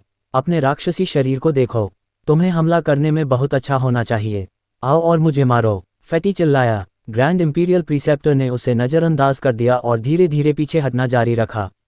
इस फैटी के राक्षसी शरीर को देखकर उसने अनुमान लगाया कि वह गति में अच्छा नहीं था और निष्क्रिय रूप से बचाव करने के लिए अधिक इच्छुक था। ये देखकर कि वह पीछे हटता रहा, फैटी थोड़ा अधीर हो गया। क्या तुमने अभी नहीं कहा कि तुम हमें सफल नहीं होने दोगे, भले ही तुम मर जाओ? तुम पलक झपकते ही काय क्यों हो जाते हो? सच में, चूंकि तुम कोई कदम नहीं उठाने वाले हो, मैं हमला कर दूंगा। ग्रैंड इंपीरियल प्रीसेप्टर ने आराम करने की हिम्मत न करते हुए उसे घूर कर देखा। फैटी अपनी इच्छानुसार आगे बढ़ा। उसका शरीर अचानक अत्यंत तीव्र गति से भव्य शाही उपदेशक की ओर उछला। ग्रैंड इंपीरियल प्रीसेप्टर की पुतलियां संकुचित थीं। उसे उम्मीद नहीं थी कि उसके आकार के साथ उसकी गति इतनी तेज होगी। हालांकि वह पहले से ही तैयार था। उन्होंने तुरंत पलटवार किया। उसके पूरे शरीर पर नुकीले ब्लेड ऐसे घूम रहे थे जैसे कोई मोर अपनी पूंछ फैला रहा हो। प्रत्येक तेज ब्लेड एक दूसरे के खिलाफ रगड़ते हुए, एक धात्विक बनावट बनाते हुए, वह फैटी की ओर झपटा और तेज ब्लेड घूमने से पहले अनगिनत तेज तलवारों की तरह उसके शरीर में घुस गए। उसकी हरकतें तेज थीं और उसके पूरे शरीर पर तेज ब्लेड तेजी से कांप रहे थे, जिससे भयानक विनाश हुआ। एक पल में फैटी के शरीर को कई 100 बार काटा गया, लेकिन खून की एक भी बूंद बाहर नहीं निकली। ग्रैंड इंपीरियल प्रीसेप्टर के हमले के बाद तेज ब्लेड के अंगों से जो भावना आई वह ये थी कि हर हमला सफल हो गया था। जब वह पीछे हट गया तो उसने मूल रूप से सोचा कि फैटी को पहले ही अनगिनत टुकड़ों में काट दिया गया था। हालांकि जब उसने पलट कर देखा तो ये देखकर दंग रह गया कि यह मोटू अभी भी अपनी जगह पर बिल्कुल ठीक खड़ा था। उसके शरीर पर अनगिनत रेखाएं थीं, जो सभी उसके कटे हुए निशानों की थीं। हालांकि कोई ताज़ा खून नहीं रिस रहा था। इसके अलावा ये रेखाएं धीरे धीरे हल्की होती जा रही थीं जब तक कि वे पूरी तरह ठीक होकर गायब नहीं हो गईं। ये कैसे संभव है? उसने अविश्वास से अपनी आंखें चौड़ी कर लीं। अभी अभी हुआ हमला उसे सैकड़ों बार मारने के लिए पर्याप्त था, फिर भी वह बिल्कुल भी घायल नहीं हुआ था। ऐसा लगता है कि मेरी क्षमता आपको नियंत्रित करने में सक्षम है। फैटी ने उसके चेहरे पर ऐसे भाव देखे जैसे उसने कोई भूत देखा हो। वह मुस्कुराया और आगे बढ़ गया। जैसे ही उसने महान गुरु को गले लगाया, उसका मोटा शरीर बिजली की तरह चमक उठा। उसने अपना बड़ा मुंह खोला। उसका मुंह इतना लचीला था मानो वह किसी इंसान का सिर निगल सकता हो। उसने सीधे ग्रैंड प्रीसेप्टर के सिर को अपने मुंह में पकड़ लिया और फिर उसका शरीर धीरे धीरे ग्रैंड प्रीसेप्टर से लिपट गया। ग्रैंड ट्यूटर का शरीर किसी दलदल में धंसा हुआ लग रहा था। उन्होंने अपनी पूरी ताकत से संघर्ष किया, लेकिन प्रभाव कमजोर था। जल्द ही फैटी का शरीर दोगुना मोटा हो गया, लेकिन उसके शरीर के हर हिस्से से तेज ब्लेड और अंग निकल रहे थे, जैसे कि उसका पूरा शरीर कांटों से भरा हो। उसने अपना पेट थपथपाया और मुस्कुराया। इस आदमी को पचाना थोड़ा मुश्किल है। इसमें शायद कुछ समय लगेगा। ऐसा लगता है कि इस दिव्य दीवार में शीर्ष स्तर के विशेषज्ञ केवल इतने ही हैं। वे बहुत कमजोर हैं। सुंदर तीसरी बहन ने अपना सिर हिलाया। ऐसा नहीं है कि वह कमजोर है। बात यह है कि दूसरे भाई की क्षमता बहुत खास है। ये सिर्फ उसके प्रकार के हमले को रोकने में सक्षम होने के लिए होता है। कंधे तक लंबे बालों वाले एक अन्य सुंदर युवक ने कहा, उस तरह के राक्षसी शरीर पर एक नज़र बता सकती है कि यह कितना भयानक है। अगर हम होते तो हम उसे आमने सामने की लड़ाई में नहीं हरा पाते। हमले की शक्ति बहुत मजबूत है। छोटे 3, उस स्थान को देखो जहां युद्ध की महिला देवता की लाश को दफनाया गया है। वहां चारों ओर पहरा देने वाले अग्रदूत होने चाहिए। कुबड़े बूढ़े व्यक्ति ने ठंडे स्वर में कहा। सुंदर महिला बुदबुदाने के अलावा कुछ नहीं कर सकी। बड़े भाई, क्या आप मुझे ऐसा कहना बंद कर सकते हैं? मैंने आपसे कई बार कहा है। ये सही है। मोटू तुरंत सहमत हो गया। मेरा भी। तुम्हें इसे बदलना होगा। बकवास बंद करो, जल्दी करो। कुबड़े बूढ़े आदमी ने भौहें चढ़ा लीं। सुंदर महिला थोड़ा सा चिल्लाई, लेकिन फिर भी उसने अपना धारणा जाल फैलाया जैसा कि उसे बताया गया था। एक पल के बाद उसने चेहरे पर कुछ आश्चर्य के साथ अपने पैरों की ओर देखा। उसने कहा, यहाँ 5 विशेषज्ञ हैं। उनमें से 4 अग्रणी हैं और दूसरा उनकी वास्तविक ताकत को महसूस नहीं कर सकता है। रुको, 2 अन्य चीजें हैं। क्या वे राक्षस हैं? राक्षस? वे यहाँ क्यों हैं? क्या वे वही राक्षस हैं जिन्हें उन्होंने वश में किया था? मुझे उम्मीद नहीं थी कि ये लोग इतने कुशल होंगे। वे वास्तव में राक्षसों को वश में कर सकते हैं। वह राक्षस किस स्तर का है? सुघड़ महिला ने फिर से अपनी आंखें बंद कर लीं। एक पल के बाद उसने धीरे से अपनी आंखें खोली और कहा, मैं उनमें से एक को भी समझ नहीं पा रही हूँ। दूसरे राक्षस का शिकार स्तर 100 से अधिक होना चाहिए। साथ ही उसने अपना सिर घुमाया और महल के बाहर देखा। कोई आ रहा है। वे दोनों आंतरिक जंगल स्तर के स्वामी हैं। अध्याय 750। उन सभी को मार डालो। 2 यह इंपीरियल सिटी के प्रभारी 2 कमांडर होने चाहिए। उन्होंने महल के बाहर देखा और उन्हें महल के बाहर हजारों सीढ़ियों के नीचे की सड़कों से धधकते सूरज की तरह 2 चमकती हुई आकृतियां दिखाई दी। इन कुछ दिनों में उन्होंने विभिन्न स्थानों पर घुसपैठ की और उन अग्रदूतों को पकड़ लिया जो बाहर मरे हुए लोगों की सफाई कर रहे थे। इससे उन्हें सिल्विया की विशाल दीवार का इतिहास और विभिन्न गुटों की वर्तमान स्थिति समझ में आई। क्योंकि वे इसे समझते थे, वे निडर थे। इंतजार। अमोस, जो पूरी गति से महल की ओर भाग रहा था, अचानक रुक गया। केट, जो उसके बगल में थी, तुरंत रुक गई और उसकी ओर देखने लगी। क्या गलत? 1 2 3 4। अमोस ने अपने सामने विशाल महल की ओर देखा। सुनहरी और देदीप्यमान इमारत में चिलचिलाती धूप की तरह लगने वाली आवाज़ों ने उसके दिल को धड़कने पर मजबूर कर दिया। उसका चेहरा सदमे से भर गया। ये कैसे संभव है? वहाँ बहुत सारे विशेषज्ञ हैं। कितने? केट को पता था कि उसकी बोधगम्य क्षमता उससे अधिक मजबूत थी। उसकी हैरान अभिव्यक्ति देखकर वह अपने दिल को डूबने से रोक नहीं सकी। अचानक इतने सारे विशेषज्ञ कैसे हो सकते हैं? उन्होंने महल पर भी आक्रमण किया। क्या ऐसा हो सकता है कि वे महामहिम की शाही मुहर छीनना चाहते हों? नहीं, ये सही नहीं है। विचर परिवार ऐसी मूर्खतापूर्ण बात कभी नहीं करेगा। उनके पास इतने सारे विशेषज्ञ नहीं हैं। अमोस ने चकित होकर अपने आप से कहा। जल्द ही उसकी आंखें चौड़ी हो गईं और वह अनजाने में चिल्लाया, वे दूसरी जगह से आए थे। केट का दिल तेजी से धड़कने लगा। क्या चल रहा है? अमोस एक पल के लिए स्तब्ध रह गया। उसने अचानक कुछ सोचा और उसकी आंखों में भय का भाव प्रकट हुआ।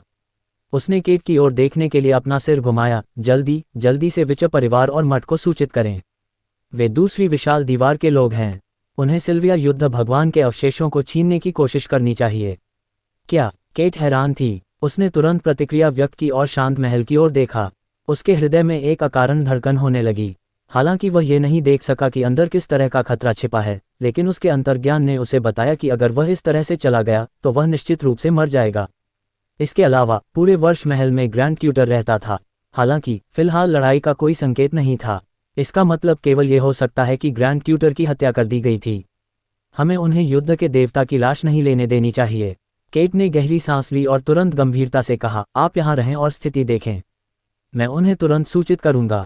चाहे कुछ भी हो, हमें उन्हें विलंबित करना ही होगा। मैं करूंगा। अमोस ने अपने दांत पीस लिए। सिल्विया युद्ध देवी की लाश ले जाने की बिल्कुल अनुमति नहीं थी। ये ईशनिंदा जितना आसान नहीं था। केट जल्दी से घूमी और चली गई। उसकी छवि तेजी से सड़कों पर गायब हो गई। इस बार तो वह पहले से भी तेज थी। उसे डर था कि महल में दुश्मन उसे रोक देंगे, इसलिए उसने अपने राक्षसी शरीर को सक्रिय किया और पूरी गति से दौड़ने लगी। पूरे शाही शहर में अलार्म बजा दिया गया था। सड़कों पर सभी नागरिक सचेत होकर अपने घरों को लौट गए थे। उनमें सड़कों पर रहने की हिम्मत नहीं हुई। जब पूरे शाही शहर में अलार्म बज गया तो शहर के बाहरी इलाके में तैनात सैनिक तुरंत शहर में प्रवेश कर गए। एक काली धार की तरह वे सड़कों से निकलकर शहर के केंद्र में शाही महल की ओर चले गए। उनमें से एक भाग गया। उसने हमें भांप लिया होगा और खबर देने के लिए भाग गया होगा। सुंदर महिला ने थोड़ी सी भौहें चढ़ा लीं और कुबड़े बूढ़े आदमी से कहा, बड़े भाई, क्या आप उसे नहीं रोकेंगे? कोई बात नहीं। कुबड़े बूढ़े ने उदासीनता से उसकी ओर देखा। भले ही वह न जाए, लेकिन दूसरी सेनाओं के विशेषज्ञों को जल्द ही यहाँ के बदलावों के बारे में पता चल जाएगा। आखिरकार यह शाही शहर है।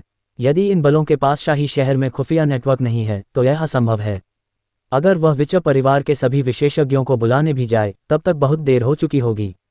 चलो चलें और पहले भगवान की लाश ले आएं। जी, उसे यह कहने दो। वह जितने अधिक लोगों को बुलाएगा उतना अच्छा होगा। ये वार्म अप करने का अच्छा मौका है। वैसे भी भगवान की लाश के बिना ये भगवान की दीवार देर सबेर नष्ट हो जाएगी। इसके बजाय हम जी भर कर हत्या क्यों न करें?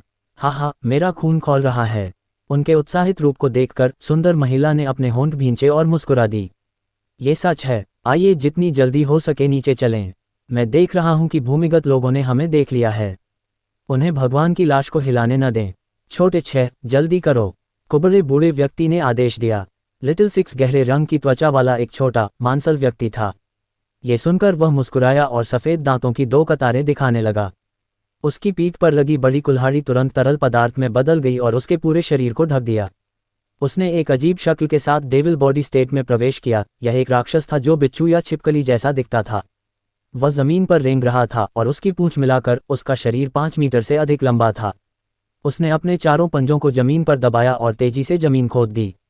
आंगन की जमीन पत्थर की बनी थी, लेकिन उसके पंजों से वह जल्दी ही खुल गई। मिट्टी को तुरंत खोदा गया और जल्द ही एक गहरा काला छेद दिखाई दिया। खुदाई की गति आश्चर्यजनक थी। कुबड़ा बूढ़ा आदमी और अन्य लोग उसके द्वारा खोदे गए रास्ते से नीचे कूद गए। वे पूरे रास्ते फिसलते रहे और जल्द ही वे मार्ग से बाहर हो गए। मार्ग का दूसरा छोर महल के नीचे गुप्त मार्ग की ओर जाता था। गुप्त मार्ग में कुछ दीवार लैंप थे और रोशनी धीमी थी। उनमें से कुछ लोग तेजी से सीढ़ियों से नीचे चले गए। वाह वाह! सामने वाला झुका हुआ बूढ़ा आदमी सीढ़ियों पर पैर रखकर नीचे गिर गया। दोनों ओर की दीवारों से घने विषैले बाण छूटने लगे। हटे कट्टे चौथे भाई ने बहुत तेजी से प्रतिक्रिया व्यक्त की। धीमी गर्जना के साथ उसने अपने हाथ में विशाल ब्लेड लहराया और उसे झाड़ दिया। डिंग डिंग! सभी विष बाणों को अवरुद्ध कर दिया गया। उसी समय उसका विशाल ब्लेड किनारे की दीवार से टकराया, जिससे तंत्र तुरंत नष्ट हो गया। हालांकि टूटे हुए तंत्र से जहरीले कोहरे का झोंका निकला और तेजी से सुरंग में घुस गया। ये देखकर कुछ लोगों के हाव भाव बदल गए। उन्हें उम्मीद नहीं थी कि जाल को डिजाइन करने वाला व्यक्ति इतना भयावह होगा। उसने गणना कर ली थी कि घुसपैठिया दीवार तोड़ने के लिए हिंसक तरीकों का इस्तेमाल करेगा। ये क्रिया विषैले कोहरे तंत्र की सक्रिय स्थिति के रूप में हुई।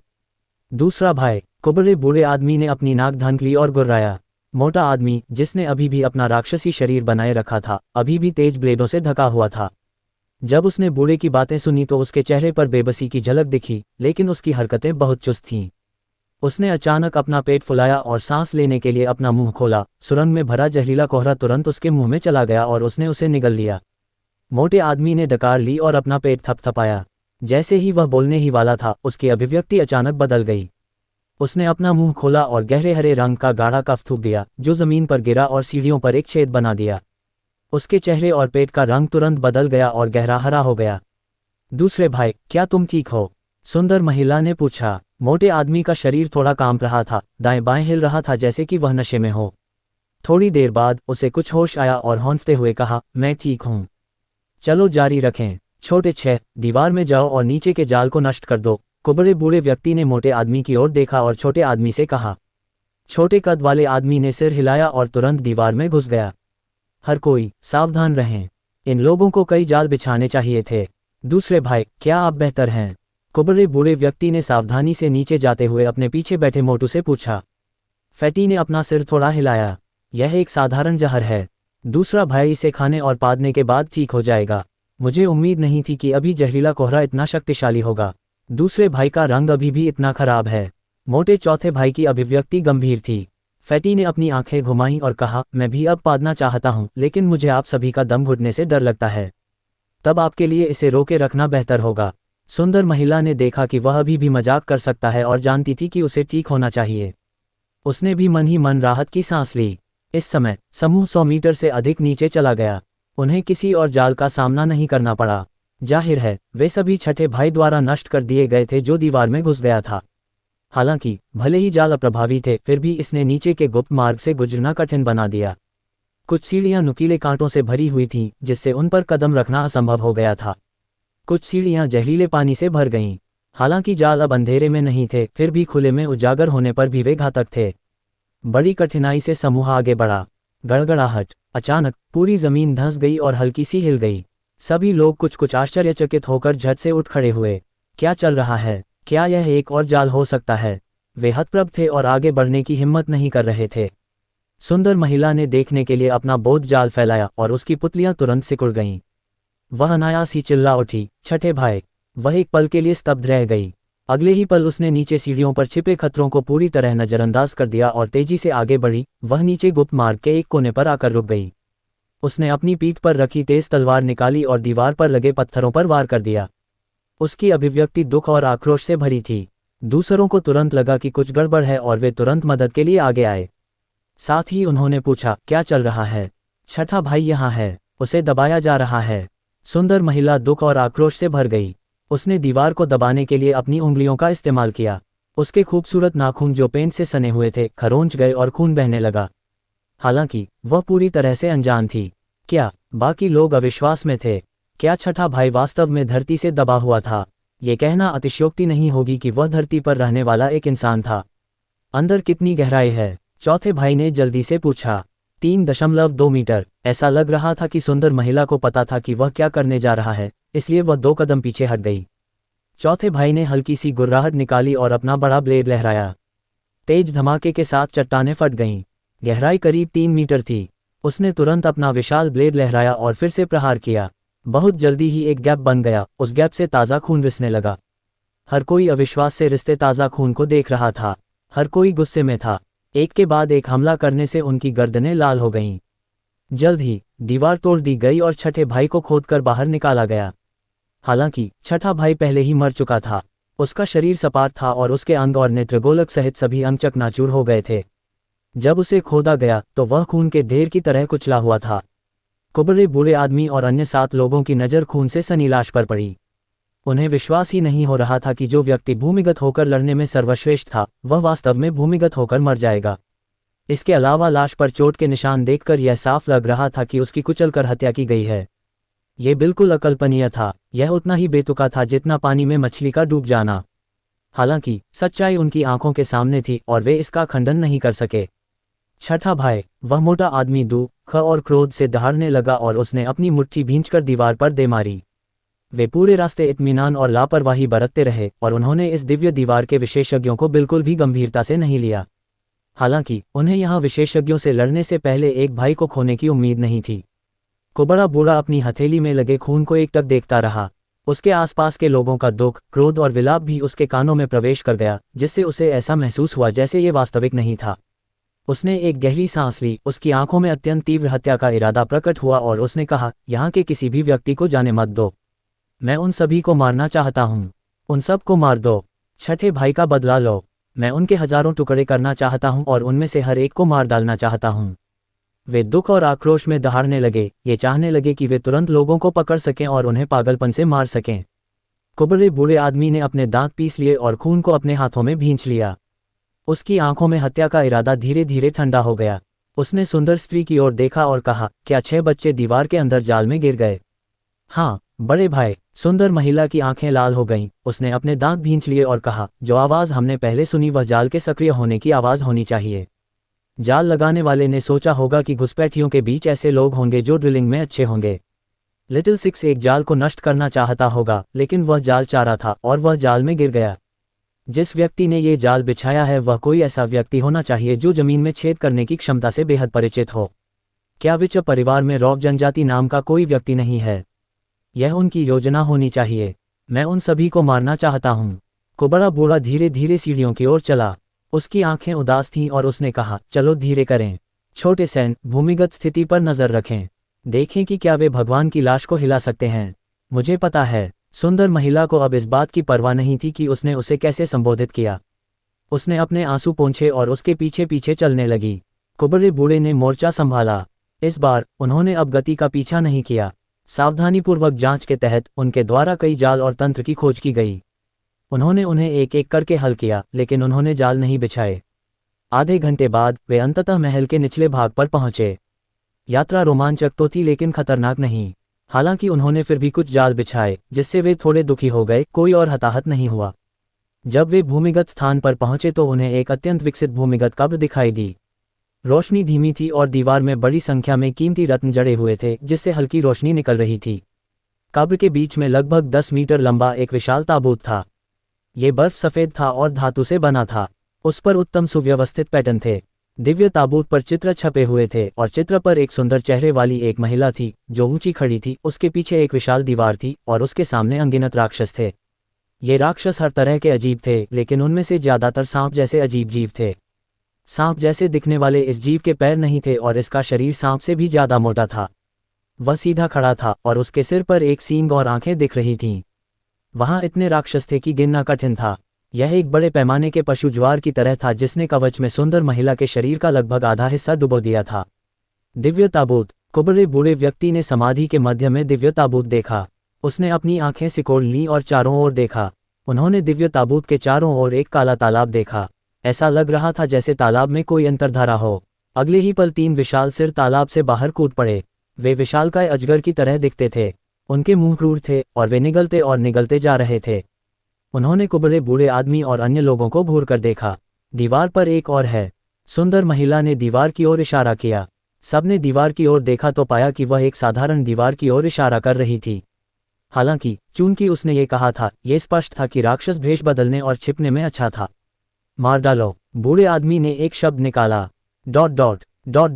उस रात डुडियन को भीतरी दीवार से खबर मिली। इसका मतलब था कि भीतरी दीवार पर भेजे गए लोगों ने खुफिया नेटवर्क को जोड़ दिया था।